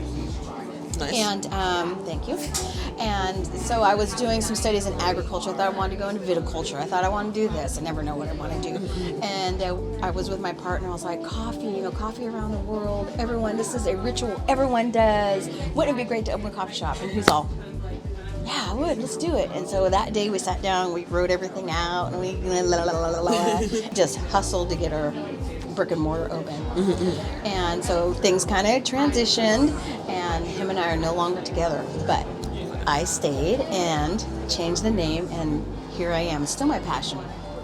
It's the story of diversity and inclusion, and it's about the wine and how it grows from the ground up. From everything. Coffee comes from the ground to the cup. That's what I had named my shop. I had a different name, but it's still the same premise. I'm educational. With my alcohol, it's not just about drinking your alcohol.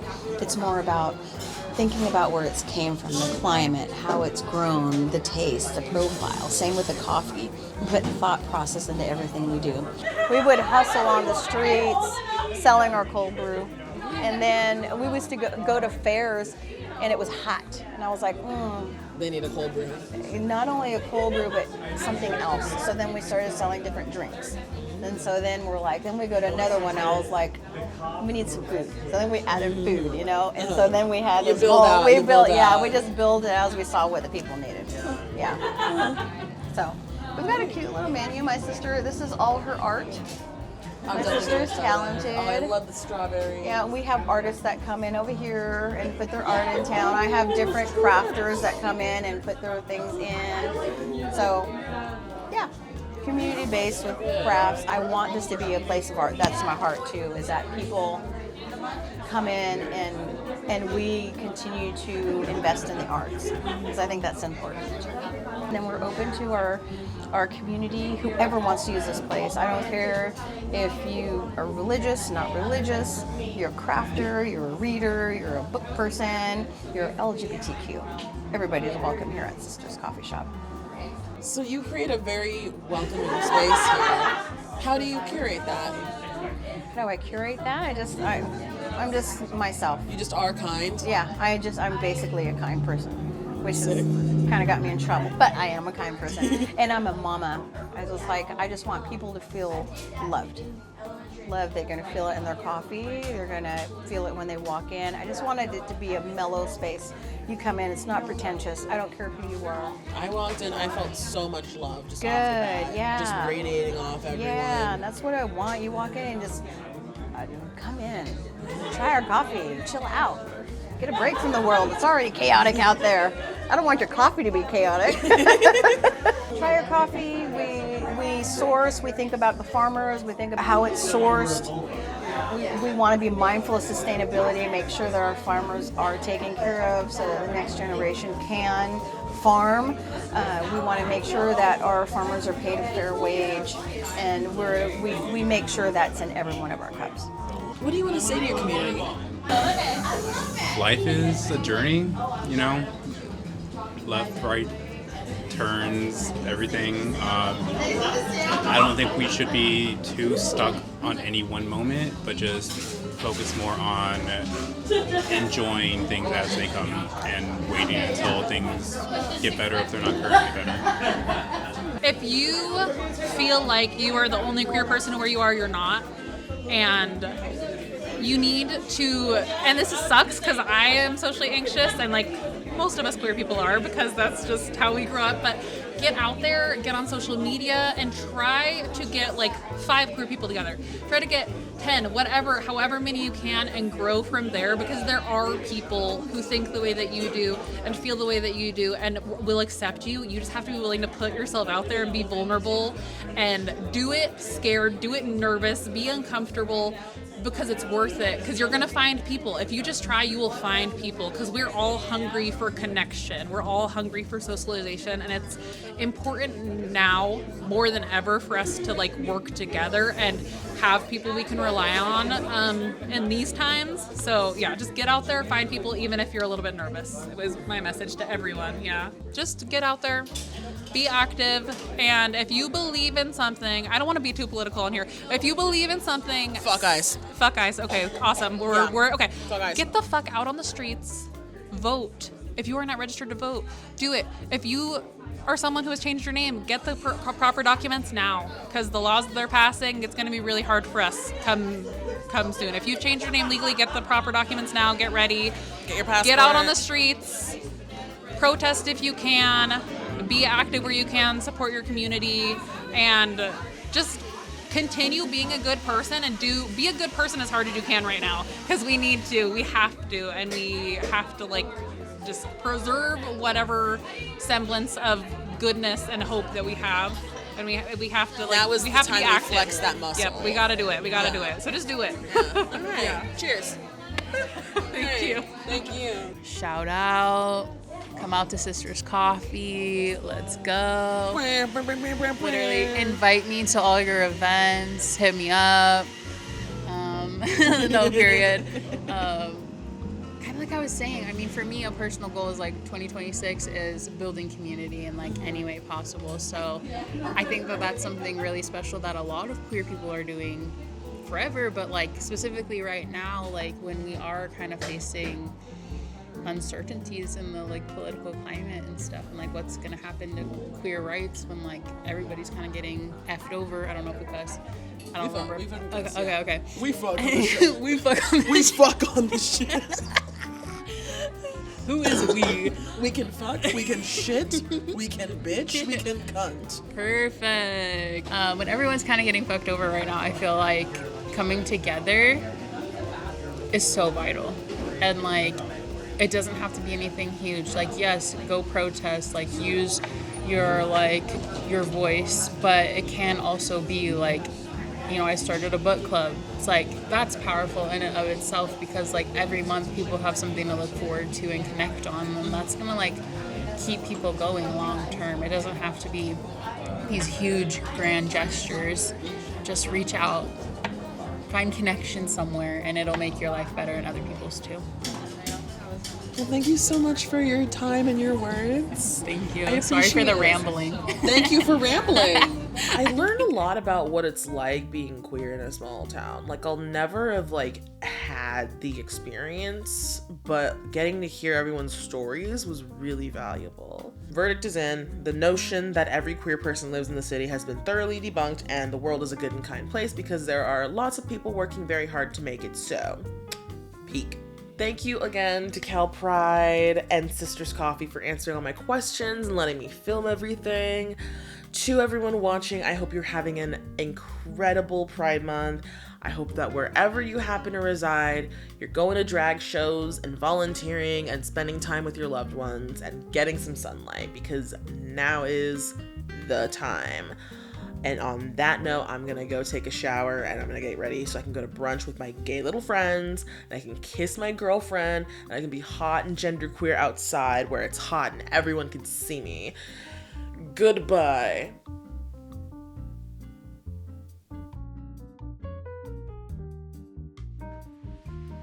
Was I in the shot? Am I in the shot? Was I in the shot just then?